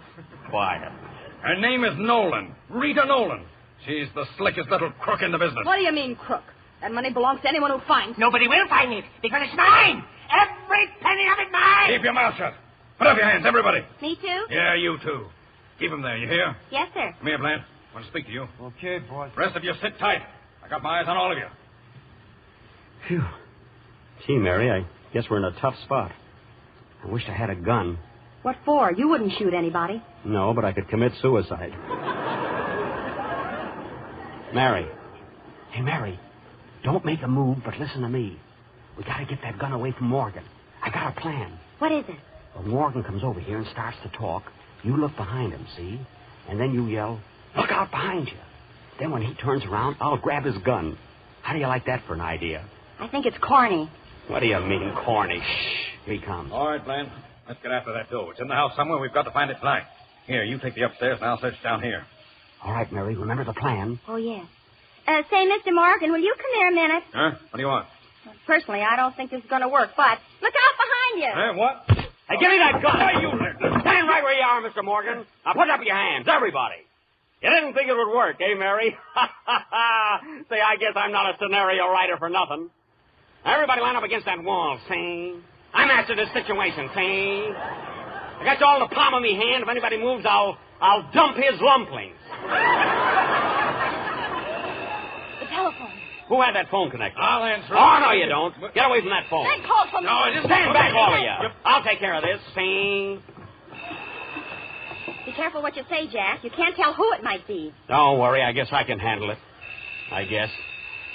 Go ahead, Jack. All right. Don't push me. Hello? Hello? What? No, madam, this is not Sam's Delicatessen. Can you imagine that? Now what are we going to do? Anyway, I've still got the gun. We're going to stay here until I can reach the police. Police? Yes, and we have to wait here all night. Jack, why do we have to sit around waiting for the police? Why? Because nobody knows we're here, because I'm not a mental telepathist, because we haven't got a shortwave radio. Well, we have a telephone. Why don't we call them? Well, I'd have thought of that, too. I'll call them right now. Now, don't move, anybody. Hello? Hello, operator. Give me the police department and hurry. You're making a mistake there, buddy. You don't say, huh? Well, you made a mistake when you walked in here and tried to push me around. Hello? Is this the Baldpate Village Police Station? Well, this is Jack Benny, and I'm up on Baldpate Mountain. Yes, Jack Benny. What do you mean a gag? I tell you... What? All right, then you can be the King of Bulgaria. I'm still Jack Benny. The King of Bulgaria. Let me talk to him, Jack. Okay. Now listen, Your Majesty. Give me that phone.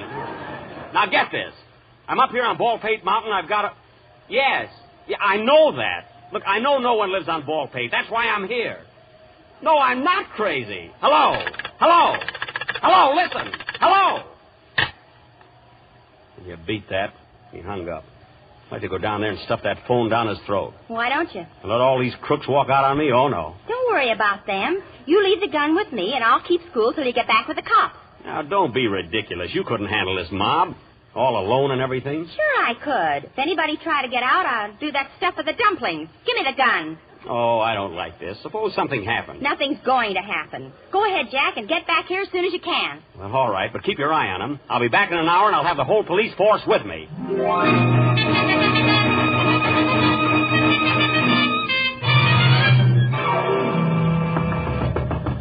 Hey, open this door. Hey, Hey, what kind of a police station is this? Open up, will you? Hey, what goes on here? Hey, let me in. Is this the Baldpate Village Police Station? It ain't the morgue. Well, you can't prove it by you. Where is everybody? Well, we close early on Mondays. Oh, you do, eh? Well, I want to see the chief constable. Where is he? Chief Constable? You'll find him in cell number 6. He's playing draw poker with the 3 prisoners. Playing with the prisoners? Isn't he taking a chance? No, they're his cards. Oh. Just go right through that door. The chief is the guy without the stripes. Thank you. Okay, Chief, I'll raise that bid. It'll cost you a dime to see him, Chief. And it'll cost him another dime to see me. Say, Chief, can I interrupt you for a minute? I'm the guy that called you up about an hour ago from Baldpate Mountain. Oh, yeah? I came down here to tell you there's a gang of desperate crooks up there, and you got to do something about it. Crooks, eh? Yeah. What do you got, Joe? 3 kings. Hey, will you wait a minute? I just left them. I got 3 aces. Your pot, Chief. Look, I just left them up there. They're being held by Mary Livingston. They're dangerous, Chief. You got to come right away. Whose deal is it? My deal, Chief. Look, will you listen? One of them's going to kill me at 12 o'clock on the dot. He's a maniac. And if he misses me, there's 3 others who won't. Well, I can't quit winners, can I? Oh. I'll open a new deck. Take out the 2s and 3s. Look, Chief, I hate to be a kibitzer, but this is a matter of life and death. Who opened? You did. I did not. You did, too. Now, look, Chief, all I want is... 10 cents blind, Joe. I'll see that and raise it a dime. Look, all I want is... Up a nickel. All I want is... A nickel and 1 bet. Chief, it's a matter of life and death. And a nickel again. It's $100,000. What? Well, that's too high for me. I pass. Wait a minute. What did you say? $100,000 on Baldpate Mountain. Well, what are we sitting around here for? That's what I've been trying to tell you. There's a whole gang of crooks. They're after the money. Not while Kennedy is chief constable. Can you show me the way? Follow me. Now, let's go. I've kept this county clean of crooks for 10 years. And by heaven, it'll stay clean. Now, come on. Wait. Where's my holster? Here it is, Chief, hanging on your chair. Hurry up. Is my gun in it? Yes, and 2 aces. Let's go.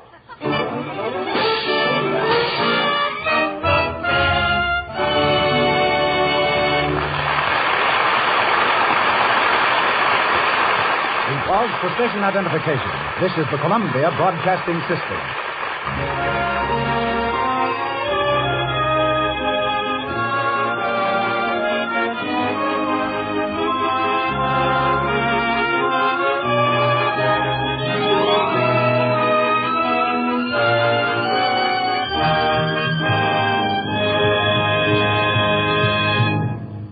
This is the Lux Radio Theater, ladies and gentlemen, brought to you with the good wishes of the makers of Lux Flakes.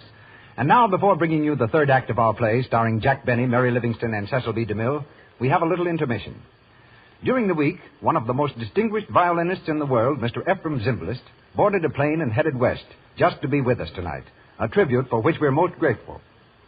Due to the insidious machinations of Jack Benny, all violinists have fallen into a mild sort of disrepute, and especially a certain composition for the violin, written by Schubert.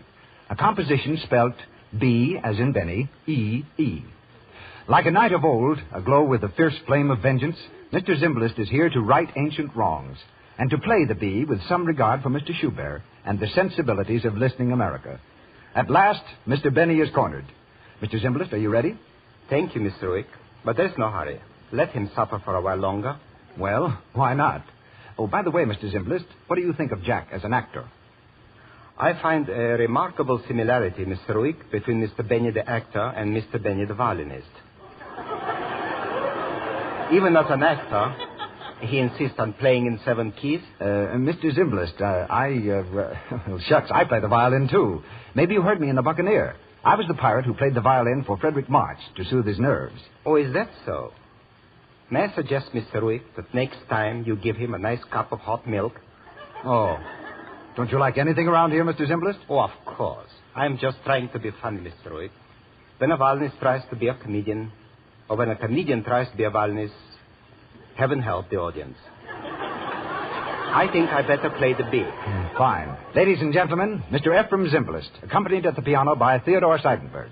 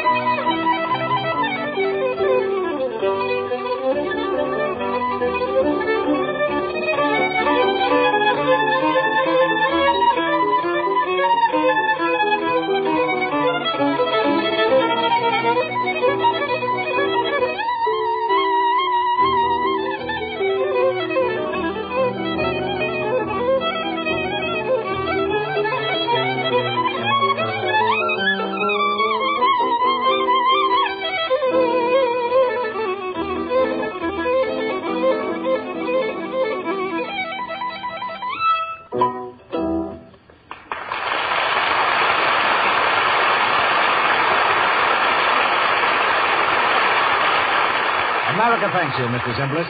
And we all trust Mr. Benny's musical dumplings are at long last properly lumped.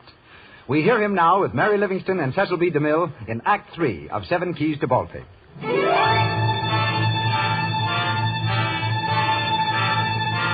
An hour later, Jack Benny has enlisted the aid of the Baldpate Village Police. A car containing our hero and the chief constable pulls up the rugged mountain road, comes to a stop just outside of the old house. There's the house, Chief Kennedy. All right. Now, don't get excited. We're around a whole bunch of them up. Come on. Wait. Gosh, I forgot. We can't get in. I came out without the key. Oh, don't worry about that. I got one. Oh, you have? Well, don't lose it. They're awfully scarce. Hey, look. Huh? What's the matter now? Gee, I left a light burning in that room. Now it's dark. All right. Take it easy. I've got a flashlight. We'll break in on them and take them by surprise. Ready? Right. Now. Put them up, everybody. Wait a minute. Why, there's nobody here. Hey, Mary. Mary. Why, they've all gone. They can't be gone. We'd have seen them coming down the mountain. Say, I thought there was something screwy about you. But I'm not screwy. They must be somewhere in the house. You look upstairs and I'll take the cellar. Okay. Here, take this other gun out of my hip pocket. And if you see anybody, shoot first. Gee, I hope nothing happened to Mary. Mary, are you in the cellar? Mary, if you're down here, turn on the light. I can't see a thing. Mary. Hello, Jack. Oh, Mary, you're safe. Where are you? I can't see. I'm over here, Jack, sitting in a rocking chair. Oh, I thought something happened to you. Well, get out of that chair and come over here. Okay, but you'll have to untie these ropes first. What ropes? You mean you're tied to that chair? I couldn't help it, Jack. Really, I couldn't. I might have known this would happen. Let me get those ropes. Who did this? Mr. Morgan. Oh, Morgan, eh? Yeah, right after I dropped the gun. Oh, you dropped the gun. Well, I couldn't help it. I was standing there covering him just like you told me. And all of a sudden, Morgan yelled, "Look out behind you." And when I turned around, there was nobody there. Yeah, I guess that trick is better than I thought it was. Oh, shut up. Hey, listen, they're all upstairs again. Come on, slip out of those ropes. I'm ready. Up the stairs, quick. Jack, maybe we better not go up there. Well, what are you talking about? I brought the law back with me. Kennedy's taking charge. He'll have those crooks in jail in an hour. They don't end up in a card game. Come on. Everybody, shut up or I'll plug somebody. Now, what goes on, Chief? You got the whole crowd, huh? And I got the money, too. It's in that big bag on the floor. That's my money. It's mine. Quiet, Hermie. You. I'll get you at 12 o'clock. 12 o'clock, eh? You got to get free first. Where'd you find the money, Chief? That hermit dug it up. This woman took it from him, Bland took it from her, Morgan took it from him. And I'm taking it from all of you. Put that bag down. Give me that bag. It's mine. Don't let her take that. Keep your hands off. Put down that bag. Drop that bag, all of you. Drop that bag. The law's here now. The law will take care of that doing its own way. That's telling them, Chief. Where's the phone? Right over there on the desk. Put that money up here next to me. There you are, Chief. Now, everybody stay nice and quiet. Hello, operator. I want Village 826. Yeah. Who you calling, Chief? The riot squad? I guess all you crooks will have a lot of time to think this over. Hello, Village 826. Is this Joe's pool room? Pool room? This is Chief Constable Kennedy. Let me speak to my wife, will you? What? You don't see her around. Maybe she's behind the 8-ball. Mary. Oh, you did, eh? Well, put her on the phone. Look, Chief, I don't want to interfere with your business, but why don't you call up the station? Hello. Is that you, Agnes? How's the game tonight, honey? That's good. Listen, honey, get this clear. I want you to get some clothes together in a hurry and catch the next train for Canada. Now, don't ask questions. I'll meet you there Wednesday morning. Yeah, with $100,000. Say, what are you trying to... Shut up! You got that straight, honey? Okay. Goodbye, sweetheart. What? Oh, all right. Goodbye, dear. Now, everybody stay where you are. Say, what do you think you're going to do? You heard me, buddy. I'm going to Canada. This is a fine time to visit the quintuplets. Shut up. Why can't you can't get away with this? I'll have the law on your trail in 3 minutes. No, you won't. I took care of that. There's 4 of my boys guarding the mountain road right now, with orders to shoot anybody trying to leave. You're all going to stay right here until I get a head start. Then you can do what you want. You certainly are a fine cop stealing that money. Yeah. Why don't we divvy up, even Stephen? You keep out of this. Why shouldn't I steal it from a gang of crooks like you? It's one chance in a lifetime to get this much dough, and I'm going to grab it. Yeah. I'm going to live in a marble hall and eat off gold plates and send my 2 boys to college. What do you think of that? You won't get away with it. I'll shoot you dead. You're second on my list right now. Come back here, you. Shoot. Go on, shoot. Missed me. He's gone. He's loose again. A fine smash your bait out of this, Mr. Kennedy. Keep quiet. Why, that man's a maniac. He's crazy. He's going to kill me at 12 o'clock on the dot. If he bumps you off, he's not as crazy as I thought. Listen, Kennedy, you'll never get away with this. Hand over that dough. Stand back, you. that money. Lay it out. Get away from me. Get away or I'll plug a whole bunch. Get away. Come on, everybody. Grab him. Everybody, stand right where you are. Put up your hands. Go on, put them up, everybody. Mary, look who it is. Look. Who are you? I'm Cecil B. DeMille, the owner of Baldpate. 2 policemen refused to let me pass, and I shot them dead. Oh, this isn't true. Why, it can't be true. What's the matter here, Jack? Who are these people? How'd they get in here? Gee, I don't know. Have they disturbed you in your work? How are you getting on with this story? How am I getting on? It's a nice question. Fine place you sent me to. Nothing but ghosts, crooks, murderers, maniacs, and now a director. You told me there was only one key. This place has more keys than a grand piano. But, Jack... You win, I lose. 24 hours. I couldn't write a story in this joint in 24 years. Well, what's the matter with you? What are you all laughing at? Hey, what goes on here, anyway? I just want to tell you, Jack, I hope you're not going to be mad, but the whole thing was a joke. What was a joke? I sent all these people up here just for a gag. A gag? That's right. This girl you thought was Rita Crummett. Her real name is Eve Forsythe. I used her in my last picture. How do you do, Mr. Benny? Well, Al, this is the darndest thing. Cokie Bland isn't a crook. He isn't even Cokie. He's my old prop man. How are you, Mr. Benny? Well, this is very funny. And Morgan here is an actor I've been using for years. His name is Jones. Jones? Well, what an odd name. Kennedy isn't a real chief constable, but he's a real actor. Well, thanks, Mr. DeMille. I'd say he's a real actor. He certainly had me going. Well, this is quite a surprise. And, of course, Mary was in on the whole thing from the start. Oh, she was? Hello, Jack. Mary. Oh, gosh darn you. Oh, this is very funny. Say, Mr. DeMille, who was the hermit? Huh? You know, the hermit. The guy you sent up here to act like a crazy man. Boy, he had me scared for a while. Who was he? I don't know what you're talking about. You know, the crazy guy. The guy who said he was going to shoot me at 12 o'clock, sharp. You know anything about this, Kennedy? Well, not me. I figured he was one of the actors. Well, I didn't send him. What? You mean you... There must be some mistake. I don't know anything about a hermit. Well, neither do I. I thought that... Wait a minute. Do you mean this hermit is on the level? Well, he must be. But he's going to shoot me. He's going to kill me at 12 o'clock. Now, keep calm, Jack. There must be something we can do. But he's a maniac. He's crazy. He's roaming around loose. Listen. What time is it? What time is it now? It's exactly 2 minutes of 12. 2 minutes of... Oh.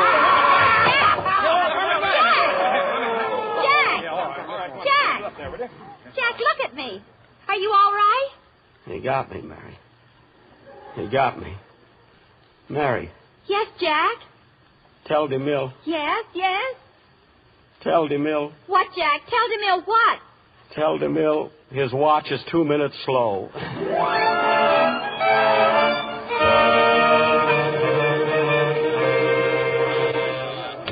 Mr. DeMille's office. I'm sorry, Mr. DeMille is in conference. I'm sorry, Mr. DeMille is in a story conference with Mr. Benny. Mr. DeMille is in a story conference. And there's your story, Mr. DeMille. At the finish, the hermit shoots me and I fall to the floor. Mary leans over to me and says, Jack, look at me. Are you all right? Then I look up at her and say, Tell DeMille his watch is 2 minutes slow. Finish. There's your story, Mr. DeMille, and I finished it in 24 hours. Gee, Jack, that's swell. What do you think of it, C.V.? Did you write all this since you were in this office yesterday? I certainly did. Did you work at my place on Baldpate? Yes, and you were right. I never heard a sound. But I used it for the locale of my story and brought in a lot of crooks and things. Why, I even put you in it. I had you come in at the finish to tell me it was all a gag. Yeah, I know. And I wrote a part for Mary, too. Well, how do you like it? It's very good, Jack. Thanks. Now, you remember your promise, C.V. You said you'd produce it. I certainly will. There you are, Mary, you see? Gee. And Gary Cooper is just the man for it. Gary Cooper? Now, wait a minute, Mr. DeMille. You said I could play the lead in it. I said you could play the lead if it was an original story. Well, it is original. And it's good, too. Yes, but it was also good in 1910 when Earl Durr Biggers wrote the novel. Oh, he did? Yeah, and in 1913, when George M. Cohan produced the play. Oh, what a coincidence. Yeah, and in 1925, when Paramount produced the silent picture. Oh, they got in it, too. Yeah, and in 1929, when RKO made it as a talkie. Well. And I believe they all called it 7 Keys to Baldpate. They did? Ah. Gee, and I was so proud of it. I thought it was my own brainchild, didn't you? And it turned out to be an orphan. Yeah. Well, I guess I'm licked. So the picture's off, ACB? I'm sorry, Jack. Gee, and I wanted to play the lead in it. Well, that's the way it goes. Yeah. Come on, Mary, let's go home. Wait a minute, Jack. You've still got a chance. Grab that script. What for? We'll take it over to Walt Disney. He'll produce it. Gee, Walt Disney. Say, there's an idea. Come on, let's go. Walt Disney. So long, Jack. Quack, quack, quack, quack, quack. Quack, quack, quack.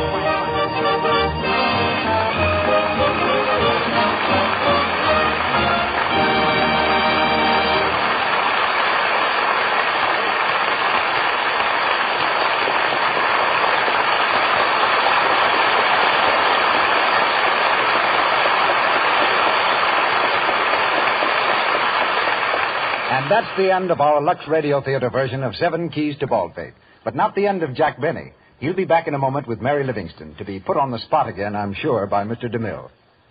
Meantime, may I ask you, our listeners, a question? Have you ever been put on the spot by embarrassingly red, rough hands? If you have, if you want the smooth, white hands everyone admires, try changing to Lux Flakes for washing your dishes.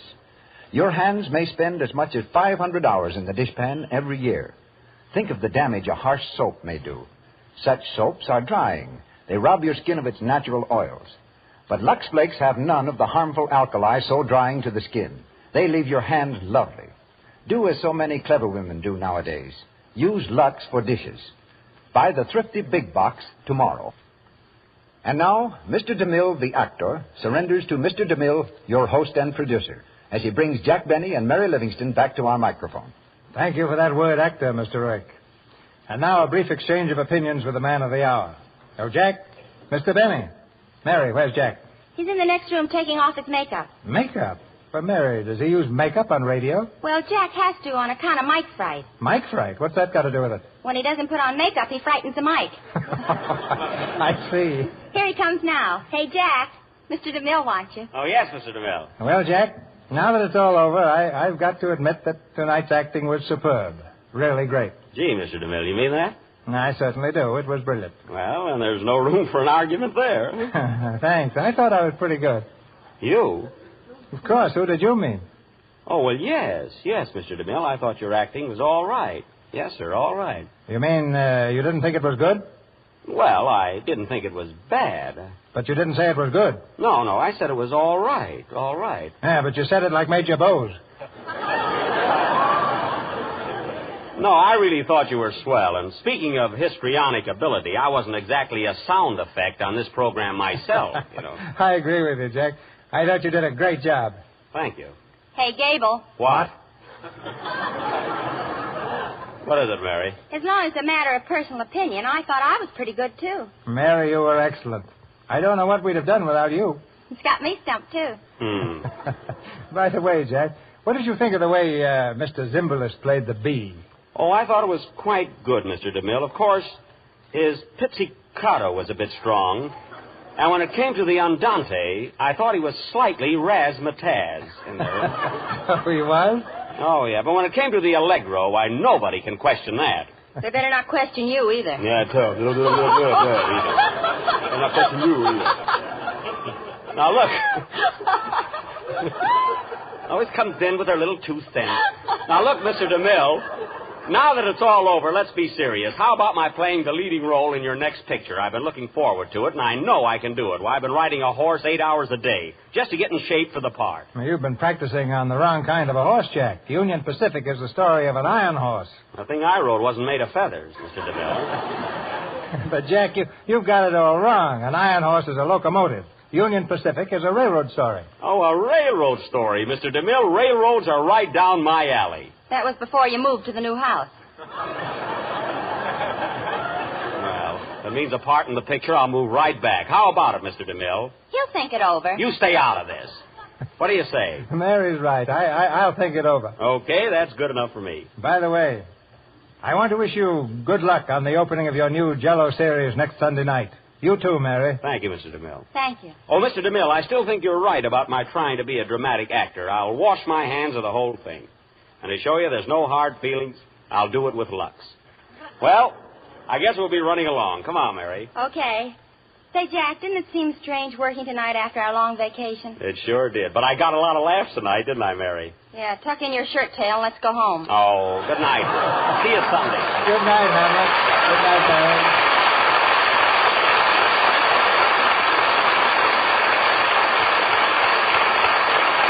Our stars in play for next Monday night are announced very shortly by Mr. DeMille. Heard in tonight's cast were Margaret Brayton as Rita, Ted Osborne as Hermie, Ross Forrester as Bland, Gail Gordon as Morgan, Lou Merrill as Kennedy, John Fee as Sergeant, Eddie Waller as Jed, Martha Wentworth as Belinda, Joe Kearns as a prisoner, Victor Rodman as Ballister, Mary Lansing as telephone operator, Frank Nelson as Oakley, Dorothy Grewatts as Miss Cole, and Catherine Carlton as a girl. Jack Benny and Mary Livingston return to the air on the Jell-O program next Sunday night. Mr. Benny's new Paramount film is Artists and Models Abroad. Louis Silvers, our musical director, appeared through courtesy of 20th Century Fox Studio, where he directed music for the new picture, Straight, Place, and Show. Here's Mr. DeMille. Believing with Disraeli that variety is the mother of enjoyment, we turn from the comedy of tonight's play and bring you next Monday night to more dramatic and romantic feels in presenting our adaptation of the recent hit picture, Another Dawn.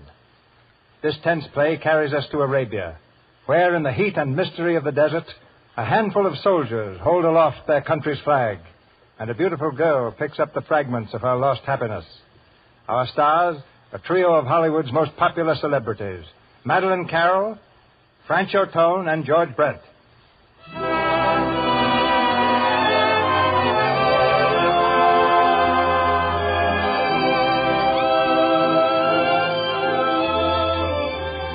Our sponsors, the makers of Lux Flakes, join me in inviting you to be with us again next Monday night when the Lux Radio Theater presents Madeleine Carroll, Francho Tone, and George Brent in Another Dawn. This is Cecil B. DeMille, the former actor, saying good night to you from Hollywood.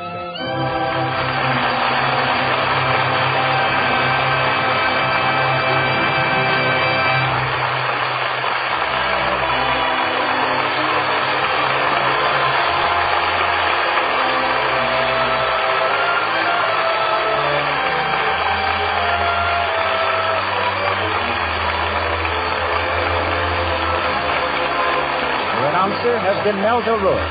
This is the Columbia Broadcasting System.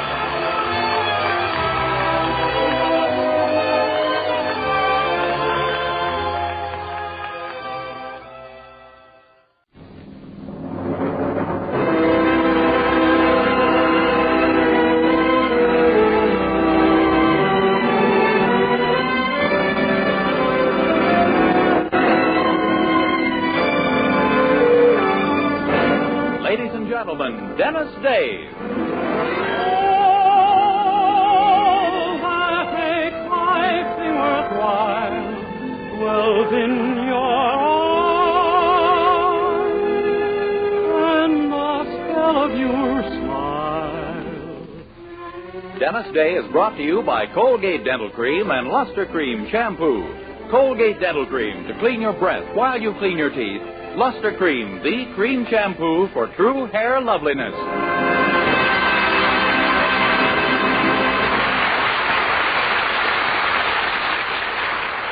The Dennis Day Show with Barbara Eiler, Bea Benaderet, Dink Trout, John Brown, Charles Dant and the orchestra, and yours truly, Vern Smith, is written by Frank Galen and stars our popular young singer in A Day in the Life of Dennis Day.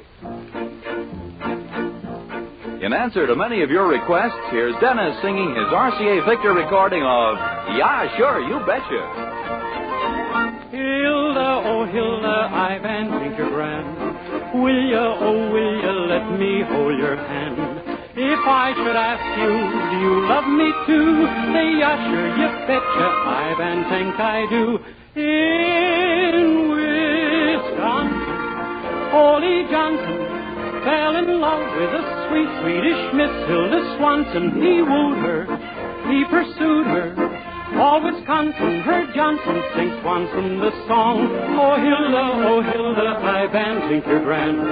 Will ya, oh, will ya let me hold your hand? If I should ask you, do you love me too? Say, yeah, sure, you betcha. Hey, Ben, think I do. Oh, I do. Yes, I do. By golly, by Yemeni, I do. If I should ask you, do you love me too? Say, yeah, sure, you betcha. I Ben think I do.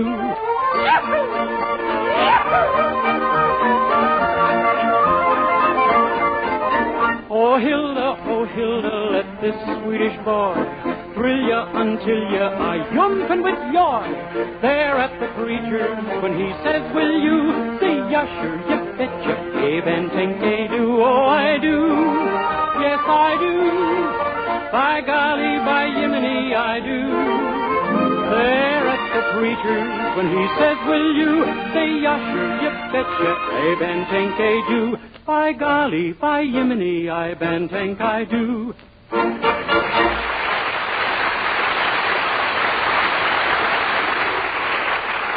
A very special tip on hair appeal, girls, from famous beauty authority Kay Dumas. Lovely hair shining with natural highlights and shadows, sparkling with silken softness, inviting with clean fragrance. That's the natural hair appeal that men prefer. And now such natural hair appeal can be yours with one touch of magic, Luster Cream Shampoo. Not a soap, not a liquid. Luster Cream Shampoo is an amazing new dainty cream that whips up like magic in hard or soft water into a mild, gentle lather that sweeps dullness away. Out of her wealth of cosmetic lore, Kay Dumas blended gentle lanolin with special secret ingredients to achieve this delightful new cream that leaves your hair so easy to manage, so soft and shining with the natural appeal that men love. Ask for the economical dollar jar of Luster Cream Shampoo at your cosmetic counter. Also 30-cent and 55-cent sizes. Discover the secret that women and girls of all ages are learning everywhere. There's a world of glamour in each dainty jar of Luster Cream, the cream shampoo for true hair loveliness.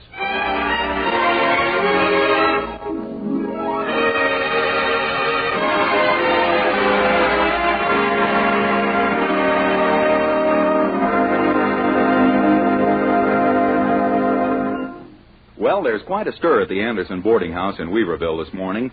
We find our young hero, Dennis Day, in the dining room, helping to open several packages which have just arrived. For, strangely and excitingly enough, they're addressed to the more fragile half of the Anderson family. Gee, Mr. Anderson, that's for you? Yes, my dear little Poopsie girl picked it out for me herself. You like it, Dennis? Oh, yes, sir. It's one of the prettiest aprons I've ever seen. I think so, too. Notice how that blue ribbon just matches my eyes? Oh, yes, sir. Shall we open the other packages now? No need to. It's just the rest of my fall outfit. Mops, scrubbing brushes, and dust caps. Gee, it sure is nice of Mrs. Anderson to let you have a whole new wardrobe. Yes, well, you see, Poopsie won't be spending much time around the house during the day anymore. So she's taking me off of part-time and putting me on full-time.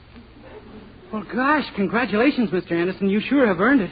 But why won't Mrs. Anderson be here during the day anymore? What, didn't you know? She's going into business. She has an appointment with Homer Willoughby this morning. Your wife is going into business with my boss? Holy smoke, another access to Führer Il Duce.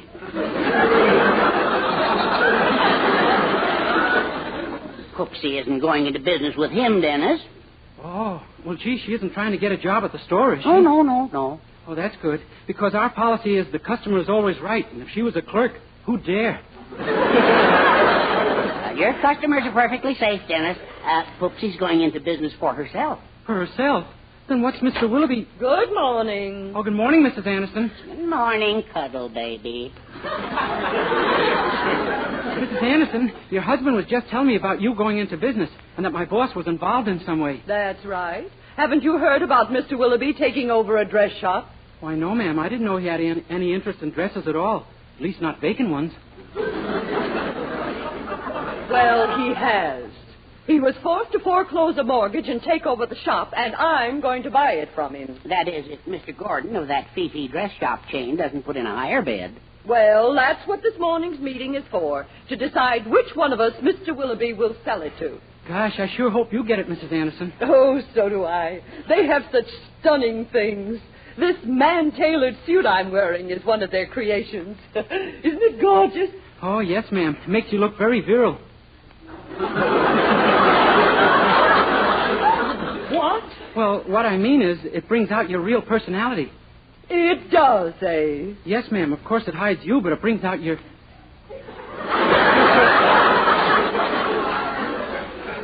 Could I have a moment to clarify my thinking on this?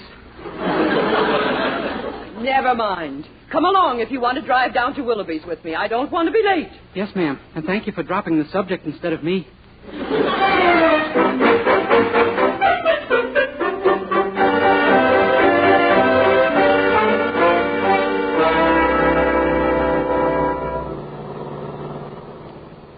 Mrs. Anderson, are you sure you want to go into this business? Of course. But isn't a woman's place in the home? Herbert will do there very nicely. Yeah, I guess so. Would you like me to talk to Mr. Willoughby? Use my influence on him? Dennis, will you stop thinking up ways to get me out of this deal? Yes, ma'am. I'm going to make this shop a big success. I might even get Mrs. Hannah Cabot II to wear one of my gowns. And wouldn't that be something? Boy, I'll say. Who's she? Just one of the 10 best-dressed women in America, that's all. And she's here in town right now to be the guest of honor at the country club dance. Oh. And, of course, it's very important to the success of a gown to be seen on just the right person. Yes, ma'am. Is that why you bought a suit? What? I spoke without thinking it out far enough. Well, be more careful in the future. Oh, this is the street, isn't it? Yes, and I believe there's a parking space right in front of Willoughby's store. It's kind of narrow. Dennis, I know how to park. Well, Wait, Mrs. Anderson, you shouldn't drive in front with. You got a back in. Perhaps I should take the wheel. Please, I know.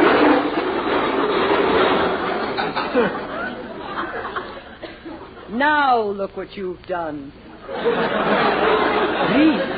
Yes, talking to me while I was parking.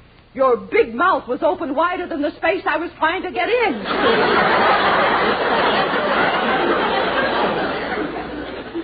His fender's dented, isn't it? I don't know. I can't see it. Why not? It's on the roof of our car. Oh, my gosh, look. Here comes a policeman. A policeman? Dennis, you were right. You may take the wheel. Huh? You heard me. Slide over and I'll sit where you are and hurry. Yes, ma'am. All right now. Faith, and let's see the droopers who's to blame for this. What? How dare you, officer? Can't you see how that other car is parked? Or are you too dim-witted? No, don't be after handing me that, lady. Trying to put the blame on some poor innocent driver who wasn't even in his car. I saw this car smash into it with my own eyes. Now, see here. Now, Colleen, me darling, what this fine broth of a lad saw, he saw. And divil a bit will get him to change his mind at all, my cushla storm of me.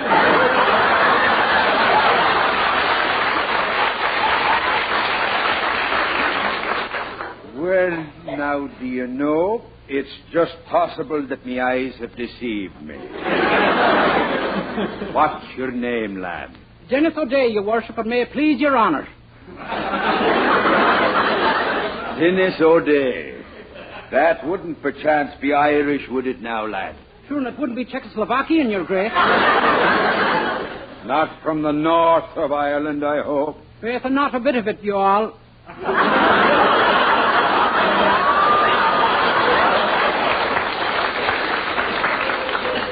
That's fine now. Well, it's easy to see what happened here. You were driving along, minding your own business, when all of a sudden this parked car smashed into you. And without a word of warning, too. Will you look at the way he's parked, and not 2 blocks from a fire hydrant? Sure, and he's a menace to safe drivers. Indeed, and that's just what he is. Look at his car. Not even a tail light on it. And you, on the other hand, even have an extra one on your front fender.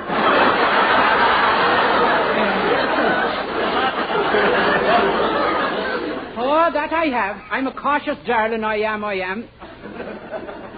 Oh, he is a darling, isn't he, officer? We all love him so. I don't blame you for that, ma'am. And when I see the rascal who owns this other car, it's a ticket I'll be handing him straight off. Good lad. He's a threat to human lives. He ought to be locked up. He's a... Ooh, what I see coming. What's going on here? Hey, what happened to my car? Well, Mr. Willoughby... So you're the owner of this car, eh? Well, there's a nice ticket waiting for you, my man. What? Dennis, my dress shop. You can't let this happen. No. You see, officer, there's been a mistake. The accident was all my fault, honest. Besides, I'm a Lithuanian.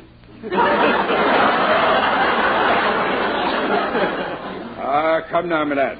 It's nice of you to take the blame. But look at this fella's car. Parked 3 feet out from the curb. But Mr. Willoughby didn't mean to do it. He'd probably been drinking again and didn't know what he was doing. Drinking? Now, see here. Don't you know it's against the law to drive a car while drunk? Sure, but you can't hold Mr. Willoughby for that. That law was passed long after his license expired. Huh? Why, this boy is crazy, officer. He doesn't know what he's talking about. No, eh? Well, drunk driving and no license is good enough for me. Come on, Willoughby. You're telling it to a judge. No, wait. Yes, wait. Yeah, for heaven's sake, wait. Come on, Willoughby. Start moving. And many thanks to you, lad. The top of the morning to you. The top of the morning? Oh, I just fell to the bottom.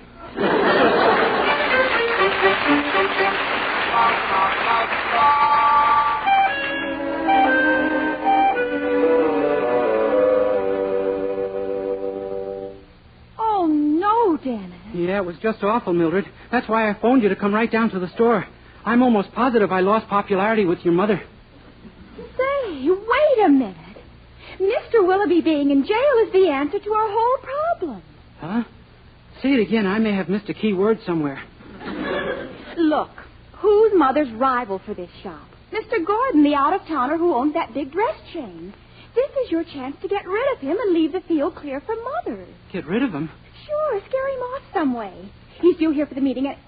Oh, my gosh. Look, that must be Mr. Gordon crossing the street right now. Well, yeah, quick, get out of sight. I'll think of something. Okay. How do you do, sir? Hello, Mr. Willoughby in. I'm Mademoiselle Fifi.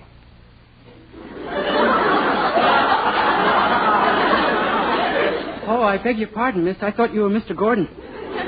I am Mr. Gordon. Mademoiselle Fifi is just a name I use, a trade name. Oh, gee, you sure got the worst of the trade, huh? Look, I'm a busy man. Is Mr. Willoughby in or isn't he in? Yes, sir, he's in, and that's why he's not here. He won't be in till he's out.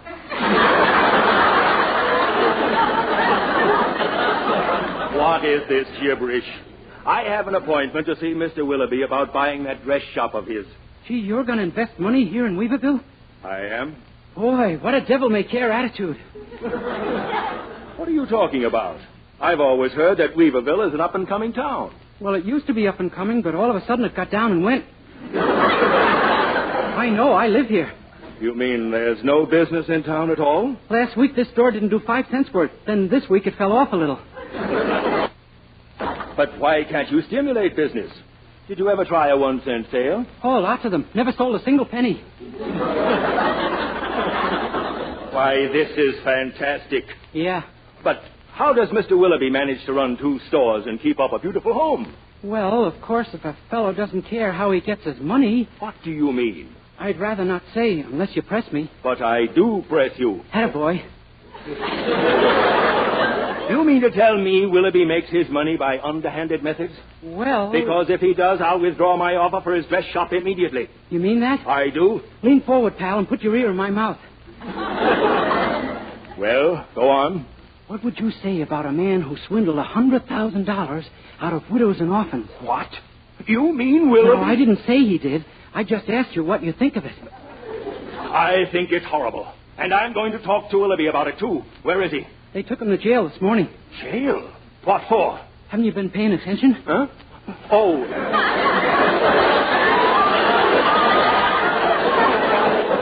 They caught up with his swindling operations. That's better. For a minute you had me worried. What will they do with him? Willoughby? Oh, with his connections, he'll get off. He will? Sure. They can't make a rap stick against him. Why, it wouldn't surprise me if any minute...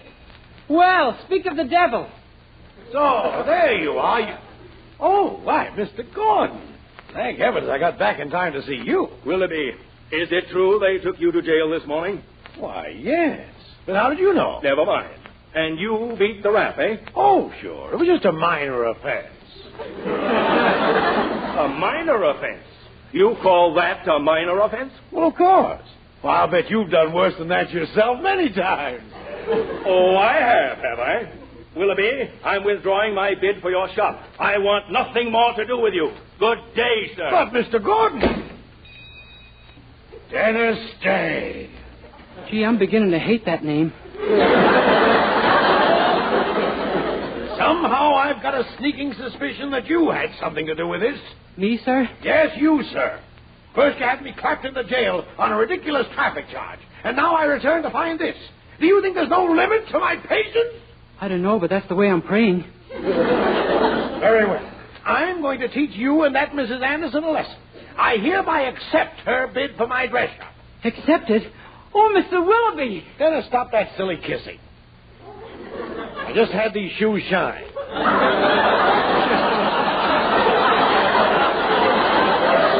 But, Mr. Willoughby, I'm so grateful. Oh, you are, huh? Grateful, huh? Ha, ha, ha. Mr. Willoughby, that isn't a good, wholesome chuckle. Oh, no? It might interest you to know that your Mrs. Anderson is stuck with a whole store full of brand new, latest style, long-length dresses. That's bad? In Wheelerville, it's murder. Why, there isn't a woman in town who touched one of those dresses on a bet. That's why the last owner went broke. Oh, my gosh, I'm having a normal day again. I didn't want to sell to anybody in town. I was content to stick that chain store man. But now, well, just tell Mrs. Anderson, happy bankruptcy. But, Mr. Willoughby... Tut, my boy. Those are my final words. Yeah, and when I repeat them to Mrs. Anderson, I guess they'll be mine, too.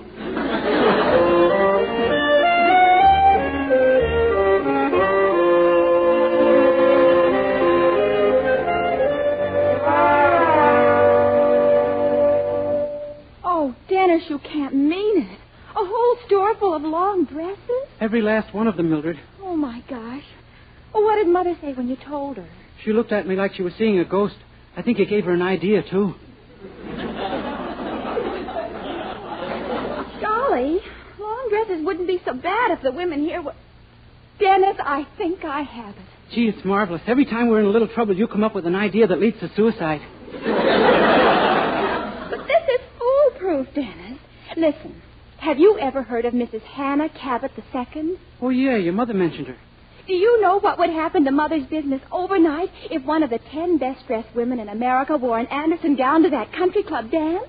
Well, why would a woman like that wear a dress from a small-town shop? Because a famous Parisian style authority is going to tell her they're the finest gowns ever designed. Do you know who? Who? You. Who? Oh, you can do it, Dennis. You do a marvelous French impersonation. And you can take one of the dresses along with you. Mother's got several of them here. But, Mildred... Oh, Mother, Dennis and I have the most marvelous idea. Mildred, stop using vile language. Vile language? You said Dennis. But, Mother, this idea... I don't care to hear it. Your father and I are going to the shop and get busy protecting our investment. Come along, Herbert. Lead the way, flame of desire.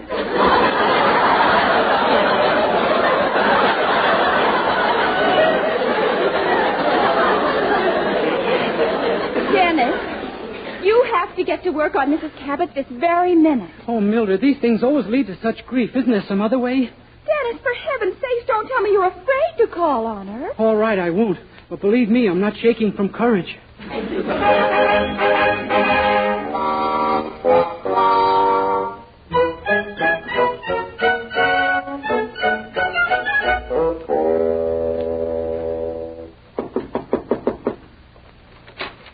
Yes?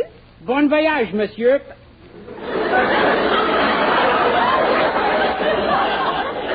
Bon what? You speak French? Why, yes, of course.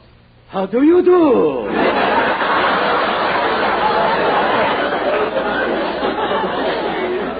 Well, how do you do? Permit me, I should introduce myself. I am Vladimir Dekovich, greatest dress designer in all Moscow, which is a city in Russia and explains my accent. Oh, I see. Well, of course, Russia has had some of the best dressed women of all time. Catherine the Great, the Grand Duchess Tatiana Romanova. Oh, da, and I designed all their clothes. What? But they've been dead for hundreds of years.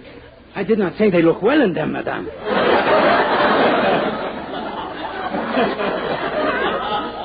You're an awfully odd little man, aren't you? Just what is it you want of me? Madame, I have here the most beautiful gown ever designed. It is from a little dress shop right here in town. I want you should wear it from the country club dance.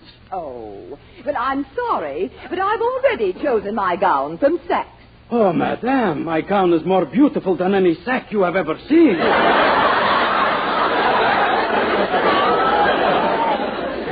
My dear friend, I was referring to Saks Fifth Avenue. But a sack is a sack no matter what street you pick it up. Are you quite sure you're a Russian-style authority, young man? Oh, Ninotchka, madame. Oh, you never saw a Rush in your life, and you know it. Silly girl. Now, you stop this nonsense right here and now. Come, man. What is your game? Well, I guess I might as well tell you the truth. I'm not Russian at all. No. Well, I had to try this, Mrs. Cabot. I was desperate. Oh? Yes, ma'am. It's my girlfriend's mother. She's got a terrible problem. I quite agree. No, you see, she was tricked into buying a dress shop, and if it isn't a success, she'll lose all her money. So you thought if I wore one of her creations, other women would follow my lead? Yes, ma'am. You're one of the 10 women in America who are dressed or something. Won't you do it, Mrs. Cabot? I need you badly. Well, I was a Girl Scout once, darn it. Mrs. Cabot, then you will? These dresses of yours, short skirts, I suppose. Oh, no, ma'am. Long. The very latest. Well, I'm surprised. And what about necklines? Oh, they have them, too. Yes, no doubt. I mean, are they high or low? Oh, all kinds. You've got your choice from turtleneck to you'll be in Life magazine, but you could also be arrested.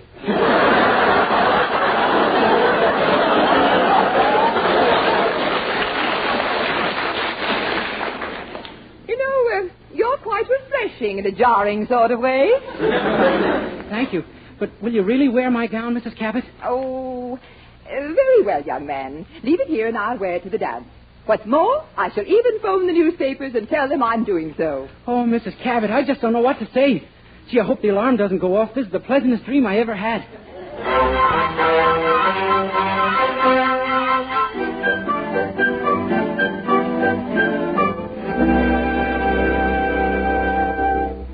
I wish Mother would hurry, Dennis. The newspaper just came out, and I've already had 7 calls for fittings.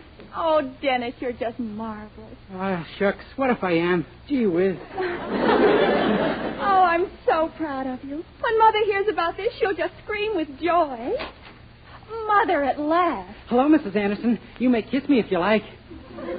Kiss you? Yes, ma'am. On the hand or on the face, wherever you find me the more desirable. What are you talking about? Mother, haven't you heard? Dennis got Mrs. Cabot to wear one of your long dresses to the dance tomorrow night. You fool. This is a scream of joy? Mother, don't you understand? Every woman in town will want one of your long dresses. It's you who don't understand. Herbert and I have just spent the entire night cutting 7 inches off every dress in our shop. Oh, no, Mother. Yes. Boy, I sure hope there's nothing to this theory of reincarnation. I'd hate to have to go through a life like this again.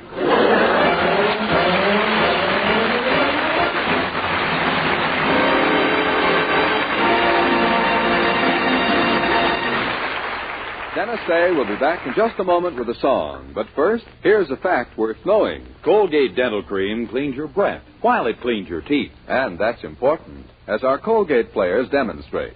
Seen a hotel switchboard where 2 pretty telephone operators are talking. What a nerve he has, thinking I'd go out on a date with a guy like him. You mean that good-looking blonde boy? Gee, Mabel, he looked all right to me. I got no complaints on the fella's look. But I'm telling you, Gertrude. Imagine. Gee, you'd think one of his pals would tip him off to see his dentist, wouldn't you? Well, one of his pals finally did, and here's what that fellow found out. Scientific tests prove that in 7 out of 10 cases, Colgate Dental Cream instantly stops unpleasing breath that originates in the mouth. And Colgate's safe polishing agent brings out the natural sparkle of your teeth, cleans them thoroughly and safely. Yes, Colgate Dental Cream cleans your breath while it cleans your teeth. And Colgate Dental Cream is famous for its wonderful wake-up flavor, too. Nationwide tests of leading toothpaste prove that Colgate's is preferred for flavor over other brands tested. So, to clean your teeth thoroughly and safely, for a wake-up flavor everyone enjoys, use Colgate Dental Cream. Remember, Colgate Dental Cream cleans your breath while it cleans your teeth.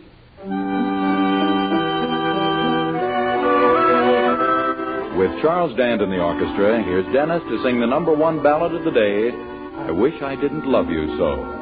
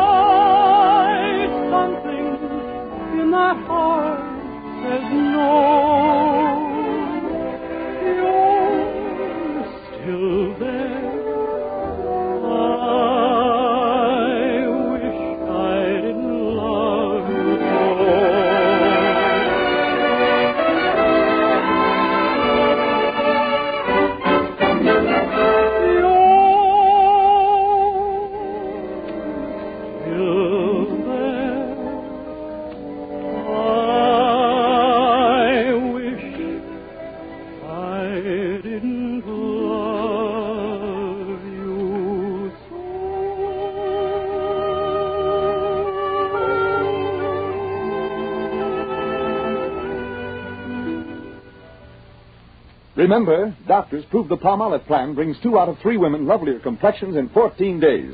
And this beauty plan with Palmolive soap was tested on women with all types of skin. Dry, oily, even skin that was not clear. Yes, 36 doctors proved the 14-day Palmolive plan improves all types of skin, brings fresher, brighter, younger-looking complexions. So get Palmolive soap and start your 14-day Palmolive plan now. This is NBC, the National Broadcasting Company.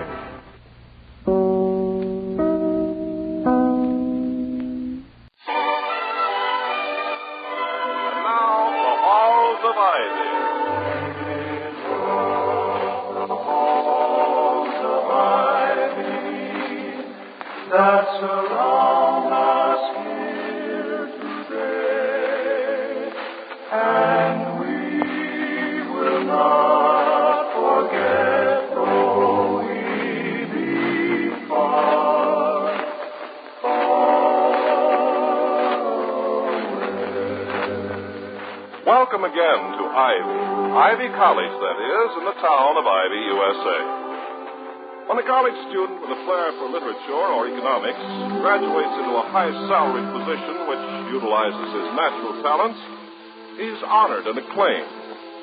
But when a college athlete, endowed with swift coordination and physical stamina, graduates into professional sports for a large annual stipend, it is somehow considered degrading.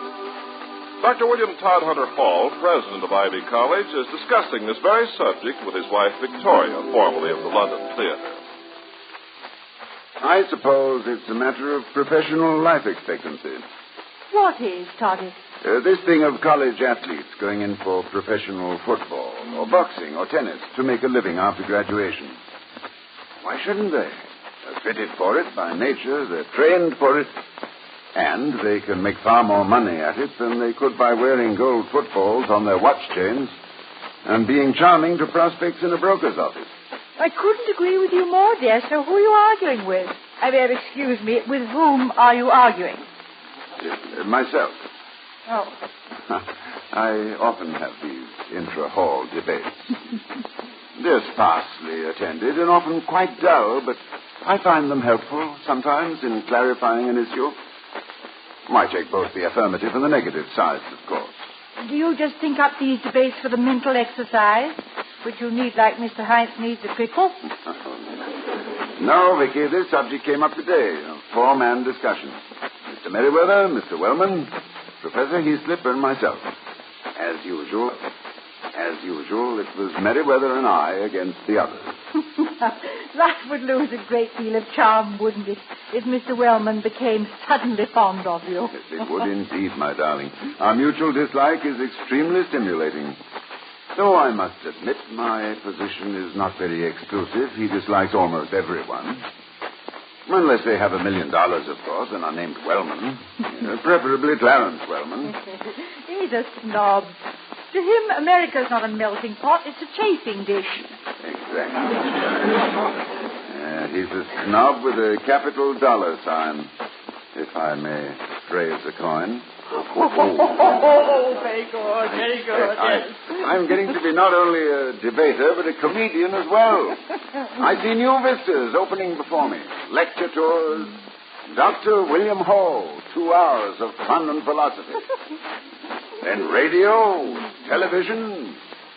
Would you care for my autograph, madam? No, thank you, Jack Benny. Benny, I've heard that name somewhere. I'm still interested in what started the discussion about college athletes going professional. Oh, yes. Well, we were standing in front of the administration building. There's a telephone, dear. Toddy, the telephone is ringing. I know, but where is it? You listen that way, and I'll listen this way. And next time it rings... I got it. Good. Someday I'll take the scissors to that long extension cord and whack it off about 50 feet so we can... Dr. Hall's residence. Yes. Who's calling, please? Oh, just a moment, I'll see. Mr. Packard. Jeff Packard. Oh, yes, thank you. Now, Dr. Hall speaking, Mr. Packard. Yes, you certainly may. Yes, I thought that was it. The matter was under discussion this afternoon. In 10 minutes, that'll be fine. Goodbye. Is someone coming, Toddy? Shall I fix some tea? Oh, not necessary, I think. I doubt if Mr. Packard is the tea-drinking type. He's a prize-fighter promoter. Yes, I know his name. Vicky, my sweet. The manner in which your theatrical profession impinges on certain other professions is a constant source of amazement to me. Hutchins of Chicago may be just a rumor to you, but let someone drop the name of any individual who has ever appeared on stage, platform, ring, or soapbox, and immediately you have his life history at your fingertips. It's marvelous. No. It's all show business, Toddy. I still read Variety on the stage like you read the Yale Review. Anything that's box office, I've usually heard of it at least. And Mr. Packard means box office. I suppose you'd like to know what he wants to see me about? Yes. But you're not going to ask? No. Will you marry me? I did. Well, one can't be married too often to a woman as discreet as you, one who has her feminine curiosity under such magnificent control. You're a wonderful girl, Vicky. You're a beautiful girl. And you have been a very good girl, so I'll tell you what Mr. Packard wants. Good. It saves me from beating my head against the wall and screaming with frustration. What does he want? He wants me to help him persuade young Ryan to sign with him after graduation. Terry Ryan? Isn't he studying medicine? Yes, and Dr. Davis says he's the best in his class. He was under debate earlier today in front of the administration building. Subject: should a superlatively endowed college athlete capitalize on his publicity and prowess after graduation? Mr. Wellman and Professor Heaslip, negative. Merriweather and Hall, affirmative. You mean you were in favor of his dropping medicine for professional prize fighting? My dear girl, professional prize fighting is a redundant expression. Prize fighting is per se professional. It is for a prize, a wager, or a stake. Therefore, an amateur status is automatically ruled out. Don't quibble with me, Doctor. You were in favor of Terry Ryan giving up medicine for prize fighting? I didn't say that. Mr. Wellman merely happened to be on the other side of the debate, and naturally I had to oppose him. No. My personal convictions had nothing to do with it. What are your personal convictions? Vicky, I'm one of those unfortunate individuals who are either cursed or blessed, as the case may be, with the ability to see things from the other fellow's viewpoint. Well, for goodness sake, Toddy, if he has real skill in medicine. Yes, I know what you're going to say, and in the absence of Mr. Wellman, I agree with you. However, Ryan is a natural boxer. Fast, crafty, tough, intelligent. That's why he's intercollegiate champion. And it's quite possible that with proper handling, he can make $1 million within a very few years. As a doctor, even a very successful doctor, he can hardly do that in 20 years. But money isn't everything. The answer to that remark is, what ain't it? I still don't know exactly where you stand, William. And if Terry Ryan is as shifty with his hands as you are with rhetoric, he'll make $12 million. My position is very clear, Vicky. I want the boy to go on with medicine. Good. On the other hand, who am I to talk a young man out of acquiring a fortune? Must I recommend that he hang up his shingle and sit in his office reading his National Geographic, waiting for a $5 case of mumps or chicken pox? Oh, I'm not possessed of such omniscience. That's Mr. Packard now. I'll let him in and then leave you. No, Diane. I want you to stay, if you will. In the heat of an argument, I have but to look at you, and sweet, cool reason takes over. Well, thank you. In that case, I'll hang around with the boys. What a Solomon a college president is expected to be. But when I consider that the best use the world has found for sage assistance is to flavor the stuffing in a turkey, well, all I can say Good day, Mr. Packard. William, Mr. Packard is here. Oh, good day, Mr. Packard. I assume my wife has already introduced herself. Oh, she didn't have to, Doc. She did a show in New York and London named Give Them Tears. I had 10 seats for every night during both runs. Miss Cromwell, Mrs. Hall, you were terrific. Well, thank you, Mr. Packard. It was a very good play. And thank you also for contributing to its financial success. Well, not at all. It was mostly deductible anyway. Entertaining clients. Will you sit down, Mr. Packard? Well, thanks. Mind a cigar, Mrs. Hall? The kind you probably smoke not at all. Oh, you're safe. Made for me in Havana. $1.25 apiece. And probably rolled by Carmen herself. Oh, Escamillo made her quit before my time, Doc.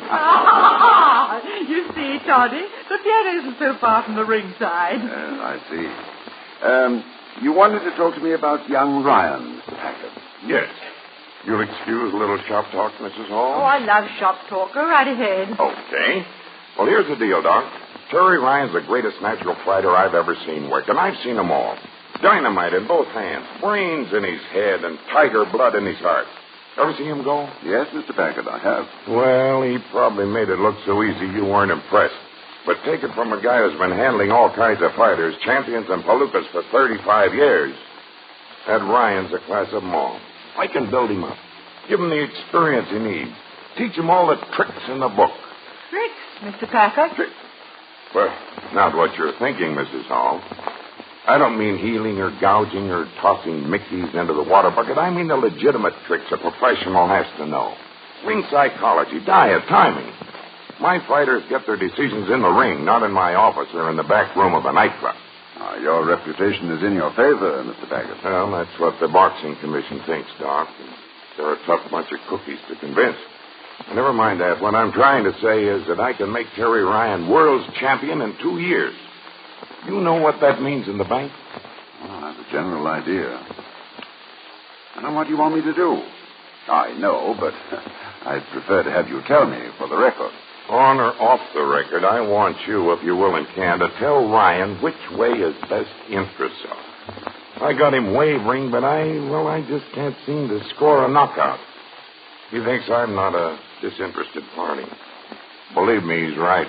You know, of course, that Terry is studying medicine and stands very high in his class. Mrs. Hall, I know more about that kid than he does. I know his sleeve length, 36 inches. How many fillings he's got? 1 gold and 2 porcelain. His kindergarten teacher's police record. $10 for slapping a cop. He likes his eggs, 3.5 minutes. He got that little scar on his left pinky from the first time he tried to use a scalpel. I know everything about him, including that he can be world's champion. You can see that I've done a lot of research on the boy, eh, Ms. Hall? You certainly have. I know, but is the objective good enough? Oh, for me, there ain't a better one. Well, Doc, do I get your help, or do I have to do it without you? Mr. Packard, I don't doubt that under your tutelage, Terry Ryan could become a champion and a millionaire. Well, then? Neither do I doubt alternatively that he could become a fine surgeon. Well, it comes down then to the question. Which gloves would I recommend for this doubly talented young man? Leather or rubber? I believe that when God has endowed an individual with a genius, a knack, a special gift of any kind, that individual is obligated to use a certain portion of that gift for the good and welfare of his fellow man. To use one's talent for the sole purpose of self-advancement and self-enrichment is, to me, if not a sacrilege, at least a long stride up a blind alley. Does that answer your question, Mr. Packard?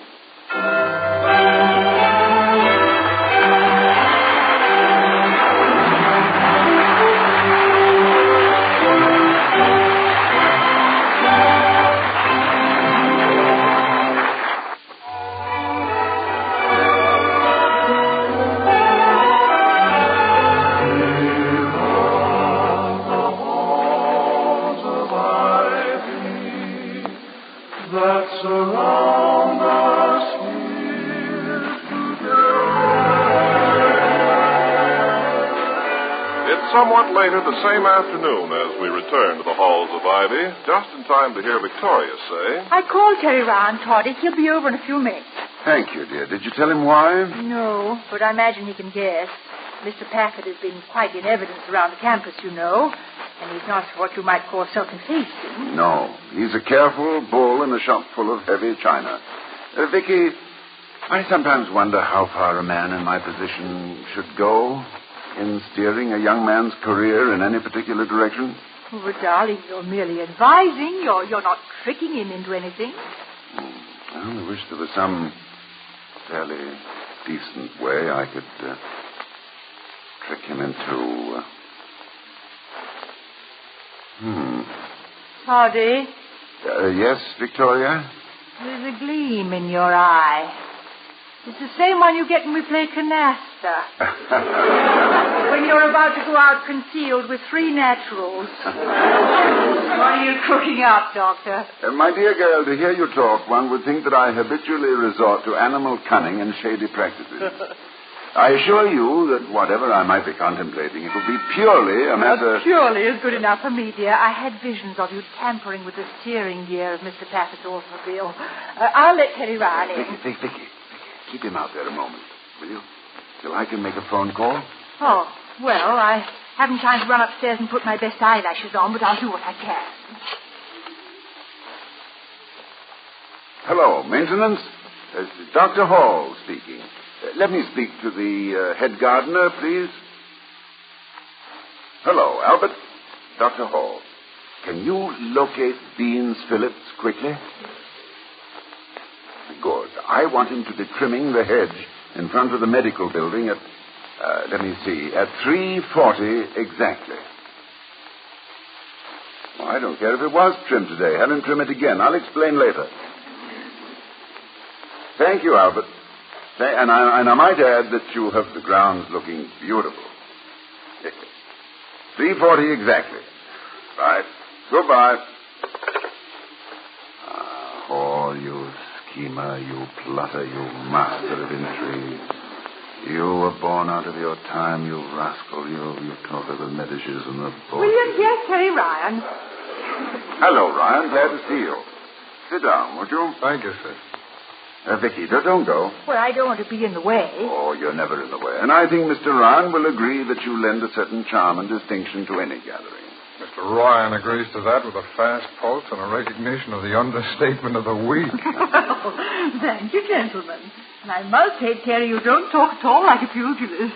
Well, if Gene Tunney can love Shakespeare, I guess I can handle the dictionary. Doctor, is this about Jeff Packard? In a way, yes. He's talked to you, I suppose. He certainly has. His hands on my shoulders and looking deeply into my eyes. He paints a very pretty picture. Yeah, we know. He tried to sell it to us. In a very rich frame. Oh, sure. He's already got me taking my championship profits to the bank in an armored wheelbarrow. As long as I was officially invited to this meeting, I'd like to ask a question, Terry. How do you feel about it? Well, frankly, Mrs. Hall, I'm weakening. If you can call it weakening to walk into a chance for $1 million and a little piece of glory. Terry, as an intelligent man, you have undoubtedly given this choice of professions a great deal of thought. A career in the ring with money, excitement, headlines, and fame, versus a plodding respectability, establishing yourself in medicine and surgery. That's about it, Doctor. And I know what your advice would be. Stay with medicine. Yes. But, of course, I'm prejudiced. I'm a teacher. And have a respect amounting almost to reverence for the profession of medicine. Conversely, I view a prize-fighting career as a gamble. Oh, I know, in your case, the odds are with you. But to me, the good you can do with your rare gift for diagnosis and the surgical skill you've already evidenced far outweighs the rewards of a boxing championship. Maybe this is treason, Terry. But what if you didn't get to be champion? In a few years, you'd have lost out in medicine, and it would be too late to do anything about it. Sure, there's that, of course, but I don't plan on staying with it. Packard says he can get me the championship in a few years. Well, if I get it, I'll retire from the ring, I mean. And then back to medicine. You think you'd come back, Terry? Wouldn't it be just one more bout? Just one more purse? Oh, mind you, I admit I'm arguing from a sense of excuse me. Dr. Hall's residence? Who? Ann Arbor, Michigan? Oh, yes, indeed, yes. Yes, James, Terry. Yes, I'm going all over the country. I'm glad you told me. I'll put my first $10,000 in AT&T. Hello. Yes, Rudy, I'm ready. A pawn to the King's Bishop's paw. That's right, yes. I'll call you back at this time 1 week from tonight. Collect. Ha, ha, ha. Will 1 week be enough for you, Rudy? Get some outside advice if you wish. I don't mind. Goodbye, Rudy. That was Professor Colstart at Michigan. If he loses this game and one more, he owes me a first edition of South Wind. Play chess, Terry? No, little doctor. I'm not much on strategy, though. Anybody who can think 4 moves ahead is me, Pete. And you don't think you'll meet any prize fighters who will think 4 moves ahead? Well, the fighters don't do the thinking, Mrs. Hall. The managers do that. And I'd have Jeff Packard, and he's at least 6 moves ahead of every other promoter in the business. Oh, I see you looking at your watch, Doctor. Have I overstayed? Oh, no, not at all, Terry. It's just that I have an appointment with Dr. Chester Davis at 4. Frankly, it's to talk about you. I seem to be quite a fascinating topic these days. Tell me, is the future of one student worth all the discussion, Doctor? I can answer that, Terry. Yes, it is, to my husband. He somehow doesn't think of the student body as a production line, assemble them, move them along, and get rid of them. He seems to think they're people, individuals. The future of every student here at Ivy is the most important thing in his life. It is his life. And now I'd like to hear just a smattering of applause because I haven't made a speech in a long time. Well, no applause from you, William? When the flag goes by, my darling, one holds one's hat over one's heart in silence. you can't applaud with one hand. And like the passing flag, a simple truce requires just simple honor and respect. I retract the applause and take off my hat, Mrs. Hall. Well, one tribute's as good as another to me, I'm sure, gentlemen. But trained as I was, I have more confidence in a noisy reaction. If you're seeing Dr. Davis at 4, Toddy, you better get going. I think so, too. Come on, Terry, walk over with me, will you?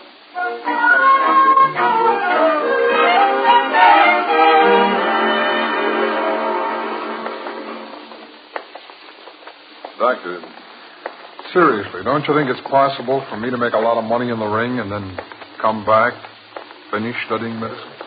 Possible, yes, but highly improbable. Oh, why, sir? Well, because procrastination is not only the thief of time, it's the murderer of ambition. I have it on good authority that you have a fighting heart. It's entirely up to you what you wanted to fight for. Yours is the... Oh, hello, Beans. Hiya, Doc. Hey, what do you think of that, Albert? I clipped this hedge perfect this morning. Now he's got me clipping it again. He must be getting absent-minded or something. No, I think he's just a perfectionist. I wouldn't put it past him. Beans, this is Terry Ryan, the intercollegiate boxing champion. Glad to know you, Beans. Yeah, well, likewise, kid. I seen you fight a couple of months ago. You're good. You take my advice. You go professional. Only, look. Yeah? Not so much with the left. It's great, see, but you got two hands. See, I'm a fighter myself. Only I'm working here till they get me a good match. I'll wake up with you some morning. Then when I'm champion heavy, I'll bring you along, see? Well, thanks a lot. Oh, that's very kind of you, Beans. Now, if you'll excuse us... Wait a minute, Doctor, please. Say, are you Beans Phillips that fought Abe Morton back in a while ago? Yeah, the same, kid. I'm going to get a rematch, too. I know what I need now when I get him into the ring. But Morton died 6 years ago. He did? Well, they'll get me a go with somebody else then. You a fighter, kid. You got the build for it. Look, you meet me in a gym sometime. I'll give you a few tips. That's a very good idea, Beans. But we're due at the medical building. Take care of yourself. Yeah, I always do, Doc. That's why I like working outdoors like this. There's plenty of air. I'm keeping in shape for a match with Morton. I'll see you around, boy. You bet. Oh, and Beans. Yeah? The next time you meet Morton, good luck. Well, thanks a lot. It's a nice kid, Doc. Bring him around again. I gotta get back to work now. My muscles stiffen up. I keep moving, always keep moving.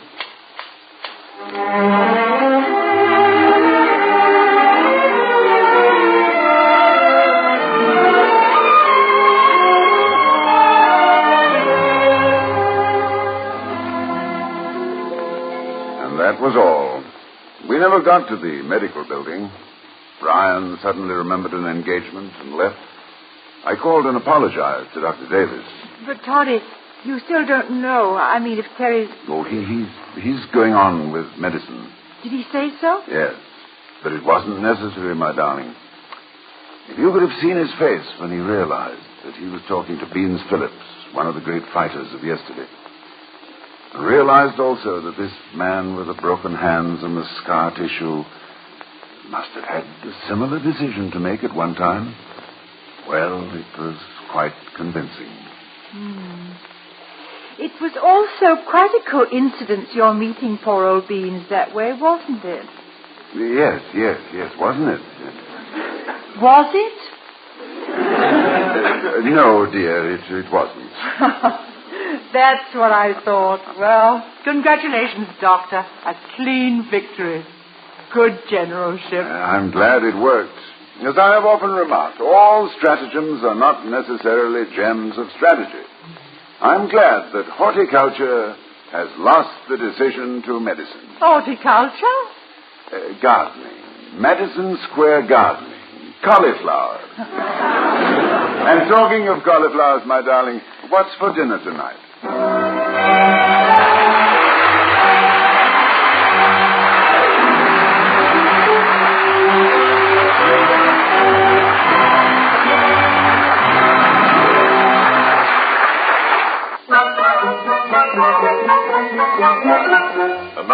again are Mr. and Mrs. Ronald Coleman. Good night, everyone. Night.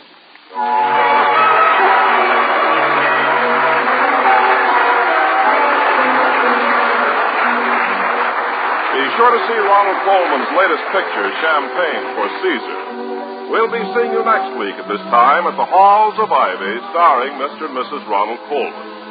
In our cast tonight, Sheldon Leonard played Beans Phillips, Ken Christie was Jeff Packard, and Stacey Harris was Terry Ryan. Ladies and gentlemen, the future has a way of sneaking up on all of us.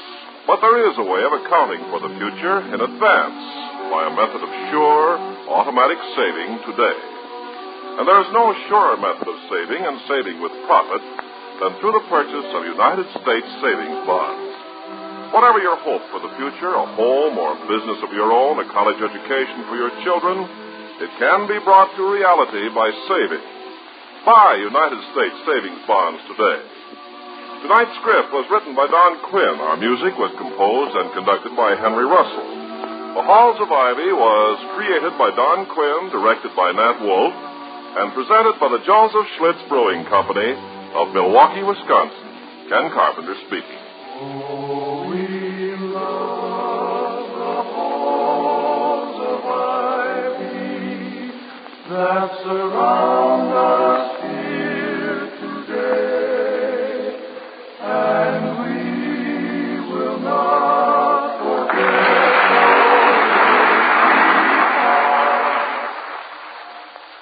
Coming up, it's The Great Gildersleeve on NBC.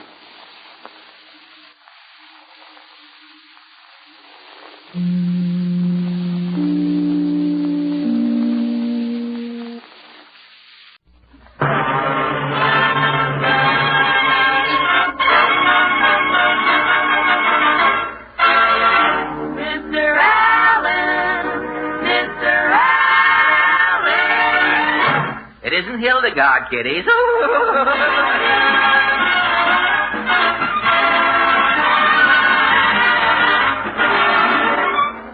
makers of Tenderleaf Tea and Bluebonnet Margarine present The Fred Allen Show.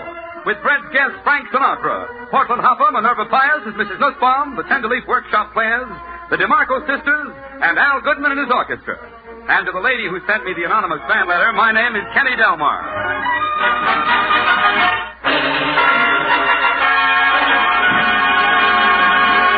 This week, ladies and gentlemen, our victorious naval forces have been coming home on battleships, cruisers, and carriers. Tonight, another flat top has just arrived, and here he is, Fred Allen!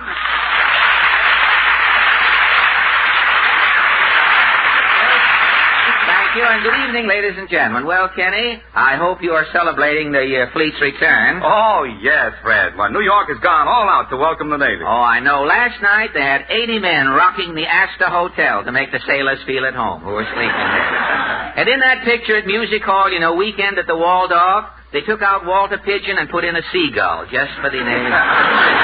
Wish some of the Navy had come in to laugh at these jokes, Well, Steve, wasn't Jack Benny in the Navy, Fred? Jack Benny in the Navy? Oh, that was before water was even invented. They had the H, but they were waiting for the two O's to come out of the ark in those days. You know that Benny is the only sailor I know who can get seasick looking at a bundle of wet wash? Benny was in the only naval engagement of the Civil War. Oh, you mean the Monitor and the Merrimack? Benny was on the Monitor. When the lookout yelled, "Ahoy! The Merrimack's astern," Benny said, "Have them sing something." You think it would have worked better with 4 chicks and a chuck? If Benny was a sailor... Mr. Allen! Well, Portland,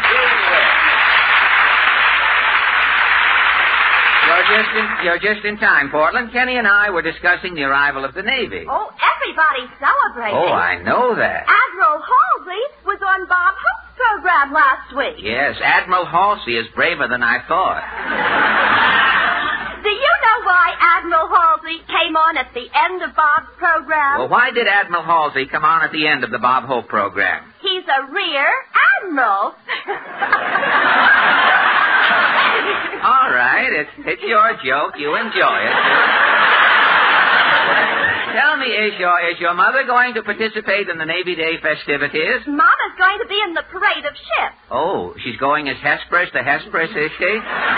No. Mama's going to wear her new corset. Her new corset, huh? Mama's going as Old Ironside. Oh. Say, I hope she doesn't carry the impersonation too far. How? Well, if your mother thinks she's Old Ironside, she may try to back into some dry dock and get scraped for barnacles. And speaking of barnacles, I wonder if everything is shipshape down in Allen's Alley. Have you a question for them tonight? Oh, you bet. You know, since gasoline rationing has ended, traffic congestion in the larger cities has become one of the nation's greatest problems. And so our question is, how is the traffic dilemma affecting you?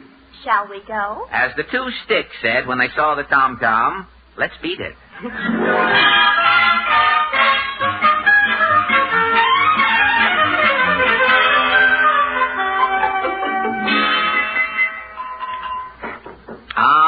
It's so good to be back in Allen's Alley again, Portland. I wonder if the senator is in tonight. Let's see.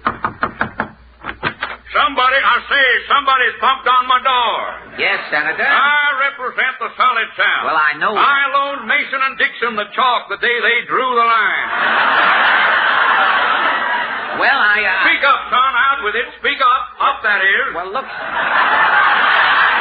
You'll never get anywhere staying silent. Well, if you Don't try to be another Coolidge, son. Look, Senator, tell me, how are traffic conditions in Washington? We're investigating. Congressman Coffee is boiling. Well... Coffee's boiling. That's a joke, son. Pay attention, son. Be on your toes. Well, I'm doing it. Yeah, you keep missing them, son. Well, Senator, look, the streets are filled with cars. What is the solution of the nation's traffic problem? One-way traffic. One-way traffic. Yeah, Mondays all traffic moves only to the east. Yes. Tuesdays all traffic moves only to the west. Yes. Wednesdays east, Thursdays west. Now, wait a minute, Senator. What about the north and south? Son, that was settled by the Civil War. Oh. Yeah, well, so long. So long, that is.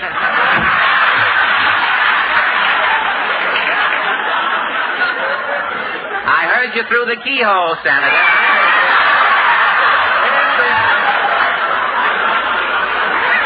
The senator dropped a picture of Jefferson Davis. Oh, well, I'll give it to him next Sunday. Now, let's see what happens here at this next door. Howdy, Bub. Well, Mr. Moody, you look a little tired tonight. Yeah, I've been on the go all day. Busy, huh? Yeah, I'm working for a tree surgeon. Tree surgeon? I go around leaving Kleenex under weeping willows. Not so messy a field that way, is it? Well, tell me, Mr. Moody, how do you account for this traffic problem? So many automobiles. It's progress, Bub. Progress? Yeah. Hoover said he'd put a car in every garage. Yes?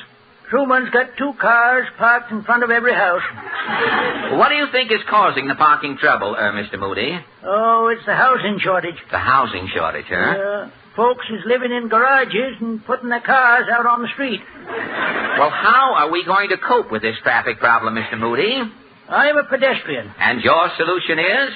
Every motorist should drop dead. So long, Bob.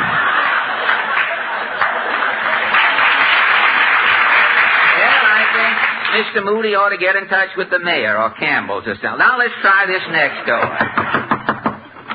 No? Mrs. Nussbaum. You are expecting maybe Commissar Muzzlesoft? Tell me, Mrs. N., are you concerned with the traffic problem? Indubitably. If you'll pardon the expression. Oh, naturally. Well, how are you concerned? Well, every Friday I'm inviting all my relatives for a big fish dinner. I see. I'm calling downtown the Fulton Fish Market. Uh-huh. Mr. Fulton is driving uptown with 20 sturgeon. Oh, the whole dinner is nothing but sturgeon, huh? Well, the sturgeon I'm cooking all different kinds of styles. Oh, good. Sturgeon a la king. Yes. Sturgeon cacciatore. Oh,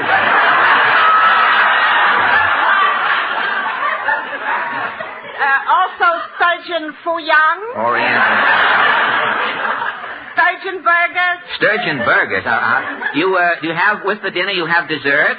For dessert, I'm serving sturgeon a la mode. Sturgeon went upstream in the sentence there.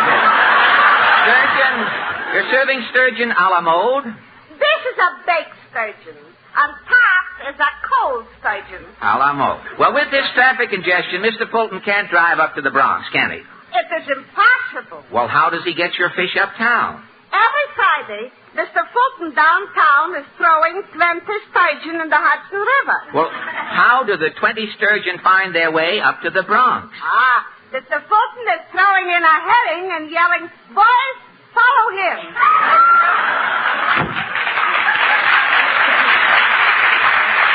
Well, that brings us to the last house in the alley. Hello. We're here to say hello. Just a minute, boys. Before you get into your theme song, tell me, have you written any new songs for us this week? Have you heard? I put a blank check in my pajamas at night in case I have to buy that dream. No. Have you heard? My Irene's the village queen, but she's always taking Benzedrine. No. We also wrote a blues song. Blues song? What is it called? I got to walking up Fifth Avenue, crossing 59th Street, stepping over the gutter on my way uptown blues. Now, look, boys, look. Look, tonight we happen to be mulling over the traffic problem. We got just the song you want. Traffic song? How does it go? Here, Tim. If you're a motorist in New York, you can't drive your car a block. In the traffic you get jammed, and your rear end you get rammed. Don't just sit there at the wheel, looking like a big schlemiel. Take a tip from me, use the BMT, and sell your Oldsmobile.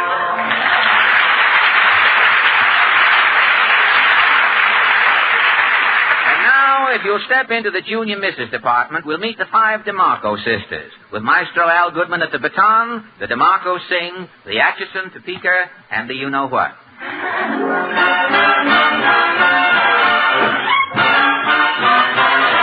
Do you hear that whistle down the line? Bigger than a engine number 49. He's the only one that'll sound that way on the exit, big and Santa Fe.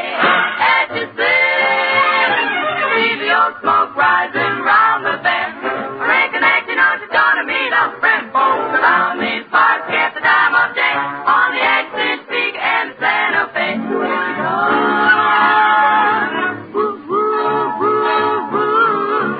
Jimmy better get the rig. Doubtless has you pretty big. I live to the Browns Hotel. There's lots of them traveling for quite a spell. All the way from Philadelphia, on the exit, big and Santa Fe.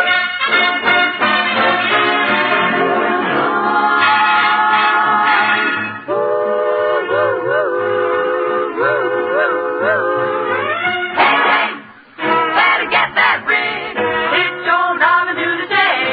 'Cause they all want to live to the Browns Hotel. They all got gone the brightest spell all the way from Philadelphia. Not the Chattanooga, Houston, not the B&O. The Pennsylvania section, no. On the edge of Sid, because S-A-N-T-A, Santa Fe. All aboard, all aboard, all aboard.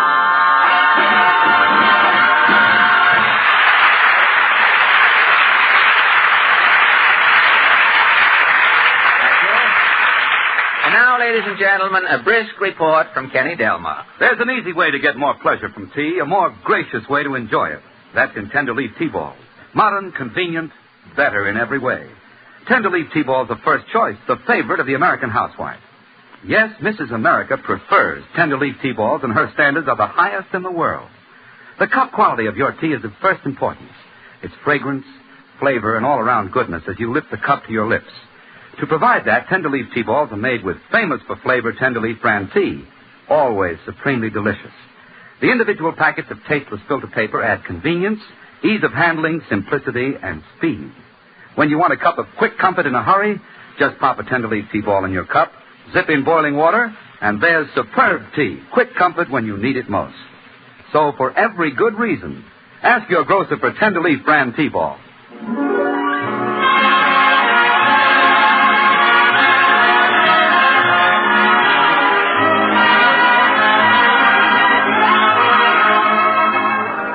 Maestro Al Goodman has just played I Wish from the song I Wish I Knew.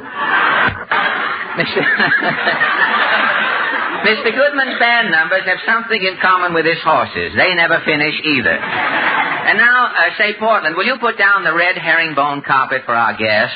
Who's coming tonight? Well, we have a great surprise tonight, Portland. Last week, as you possibly read in the papers, a New York policeman made his first appearance as an opera star at the Civic Center. He was a great success.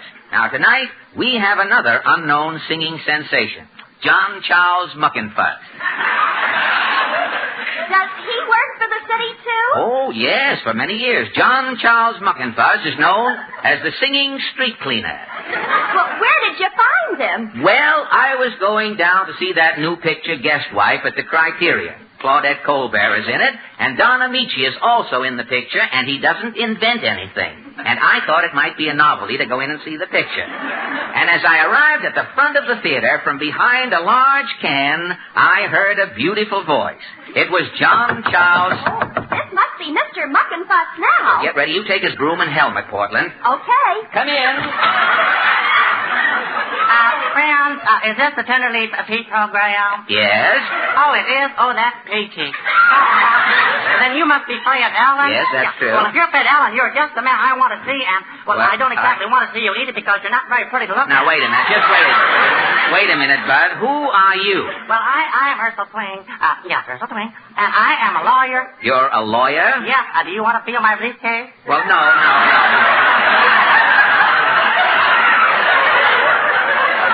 I'll take your word for it. I am a lawyer, all right. And my last case was Dose versus the Acme Poultry Market. The Acme Poultry? No, it was. Yes, it was. The Acme, all right. It was, yeah. And my client, Mrs. Dose, was buying a live chicken, and after the chicken had been weighed, it laid an egg.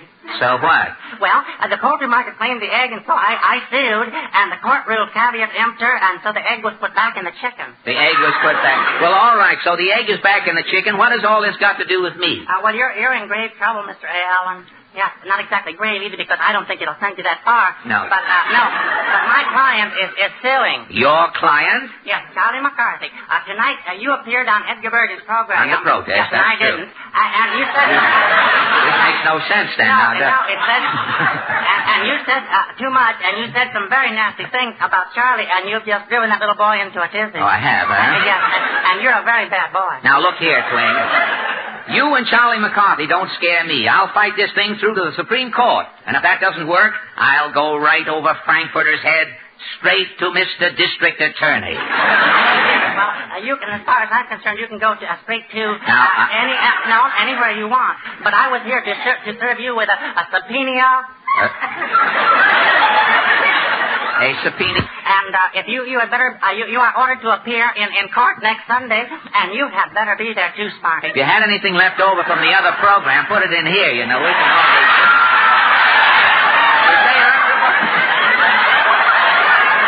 I'm supposed to appear in court, and what happens if I don't show up? Well, if you don't show up, you know what happened to Pierre Laval? Boom, boom. Viva la Charlie McCarthy.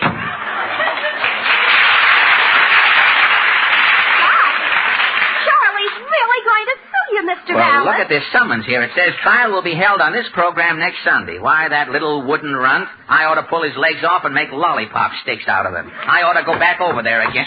This must be John Charles Muckenfuss, the singing street cleaner. Say, it probably is. Come in. Well, who are you, son? I'm Frank Sinatra.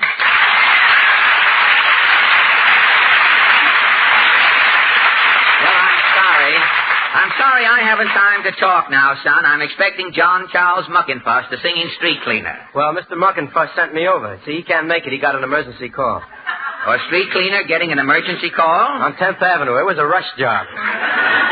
Dad, here we are on the air, and our guest star is over on 10th Avenue performing a broomectomy. Well, Mr. Allen, Mr. Muckenfuss said maybe I could take his place. Well, I'm sorry, son. You know, this isn't one of those quiz programs where any schnook can come in off the street and take over the microphone. We only use stars. Yes, sir. It's nothing personal, you understand? Oh, I understand, sir. We can only use people with talent. I have talent. Really? Yeah. Who said so? My mother. Oh. Well, tell me, would you step just a little closer to the microphone, son, if you will?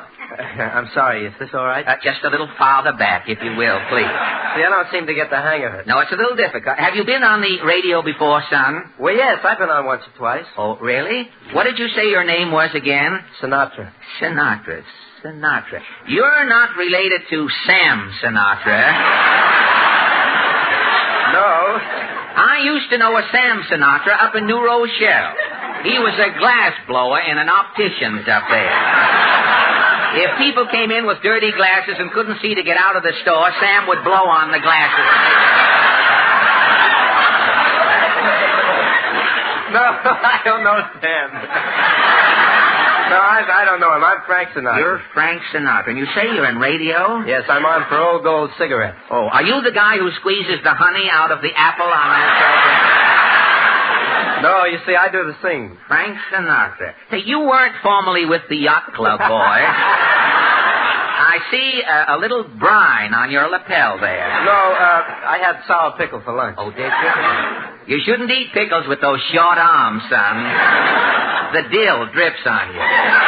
See, I have the same trouble with sodas, you know. I have a short neck, and I can't reach the straws. Oh, really? Well, how do you drink a soda? I pour the soda out on the counter and lap it up. Oh, it's good. I lost that up.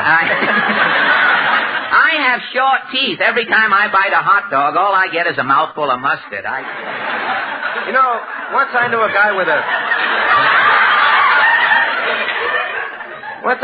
with a short nose. He couldn't smell anything unless he put his face in it. Oh, really? Well, this is all mighty, mighty interesting, Mr. Sinatra. Oh, Sinatra. Gosh, it's going to disappoint millions of music lovers. John Charles Muckenfuss, the singing street cleaner, not here. I wonder how long he'll be over there on 10th Avenue. He said it looked like a long session. Long session, eh? The cowboys from the rodeo are parading.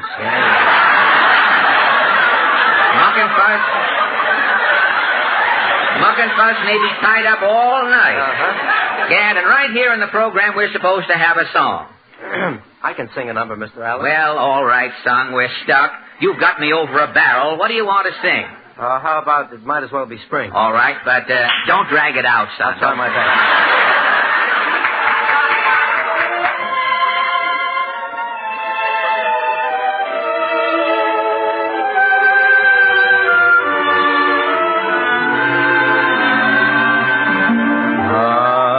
As restless as a willow in a windstorm. I'm as jumpy as a puppet on a string. I'd say that I had spring fever, but I know it isn't spring.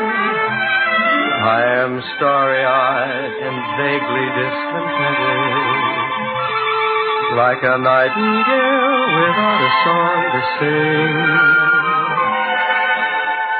Why should I have spring fever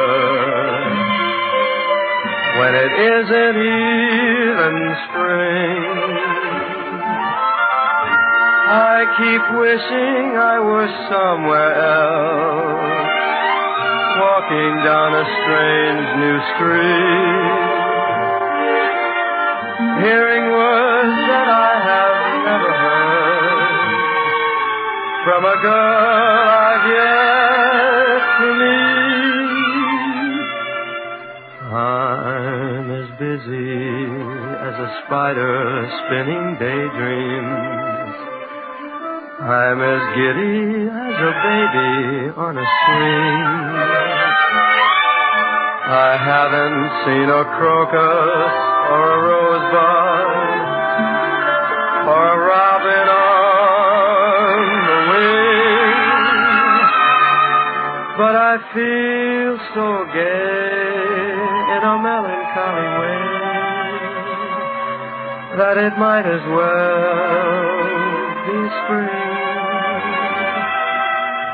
it might as well be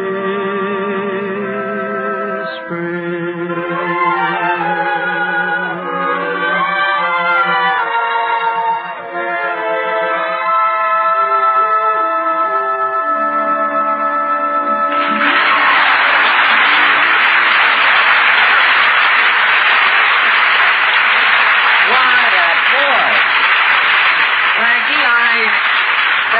Frankie, I didn't even recognize you before. Why didn't you tell me? Gosh, how time flies. To think that I started you on your career. Yeah, remember when I came to you for advice? Oh, you wanted to know whether you should take up singing or open a haberdasher store in Kansas City. Yeah, and you told me to stick to singing. Ah, who knows? If you had opened that haberdasher store in Kansas City, today you might be president. Oh, I couldn't be president, Fred. No? I can't play the piano. Oh, that's it. Well, tell me, Frank, that singing you just did, is that the type of thing you're doing on the radio? Yes, don't you think my style has possibilities, Fred? Yes, Frank, but you have to think of the future. You know you're not getting any younger, son. Mm-hmm. New boys are coming along, Perry Como, Dick Hames, Carmen Lombardo, Frank Munn, and the others. I think I see what you mean, Fred. Where will I be 50 years from now? That's probably what your insurance company would like to know. But if we're going to stay in radio, Frank, there's only one kind of a program we can do when we're old men. Fred, you mean? Hillbilly. Mm-hmm. Frank, hillbilly singers don't ripen until they're 80. I know, I've been in warm studios with them. But, Fred, gee whiz, Sinatra hillbilly after all. Ah, don't worry, Frank. I can fix everything. I know the king of the hillbillies, Zeke Manners. I can see it all, Frankie. 50 years from now, 1995. We're broadcasting from a little 2-watt station in Nutley, New Jersey. You and I are standing there in our bare feet, with our floppy hats.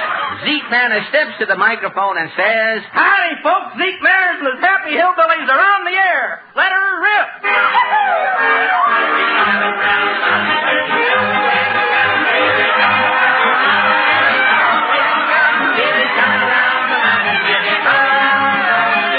Howdy, friends and neighbors. This is Zeke Manners and the whole gang. The Hoosier Coal Cart, the Coon Creek Choir, Uncle Zeb, Dooley Bell, the Hokie Mountain Boys, and those hillbilly twins, Happy Sinatra and Uncle Hezzy Allen. First, I want you to meet Lily Bell. Yahoo! Howdy, folks. These shoes is a killing me. And here's the Coon Creek Choir. And here they be, them scarecrows fresh from the cornfields, Pappy Sinatra and Uncle Hezzy Allen. Howdy, Pappy. Well, howdy, Uncle Hezzy. Tell me, Pappy, how many hairs onto a pig's face? Next time we shave, count them. Uncle, tell me, what has 4 legs and flies? A dead horse. No, our table at dinner time. Well, folks, now that we've laughed ourselves sick, Happy Sinatra and Uncle Hezzy Allen sing, "Open Up Them Pearly Gates." Listen here, all you sinners. If you want to get to heaven, better get down on your knees and pray. All you gambling sinners, better quit saying 7-Eleven. Get yourself prepared for Judgment Day. Open up them pearly gates. Open up them pearly gates. Open up them pearly gates for me. Hallelujah, hallelujah. When you hear that trumpet blast, I'll be coming home at last. Open up them pearly gates for me. Open up them gates. Open up them gates. Open up them gates for me. Hallelujah, hallelujah. When you hear that trumpet blast, I'll be coming home at last. Open up them pearly gates for me.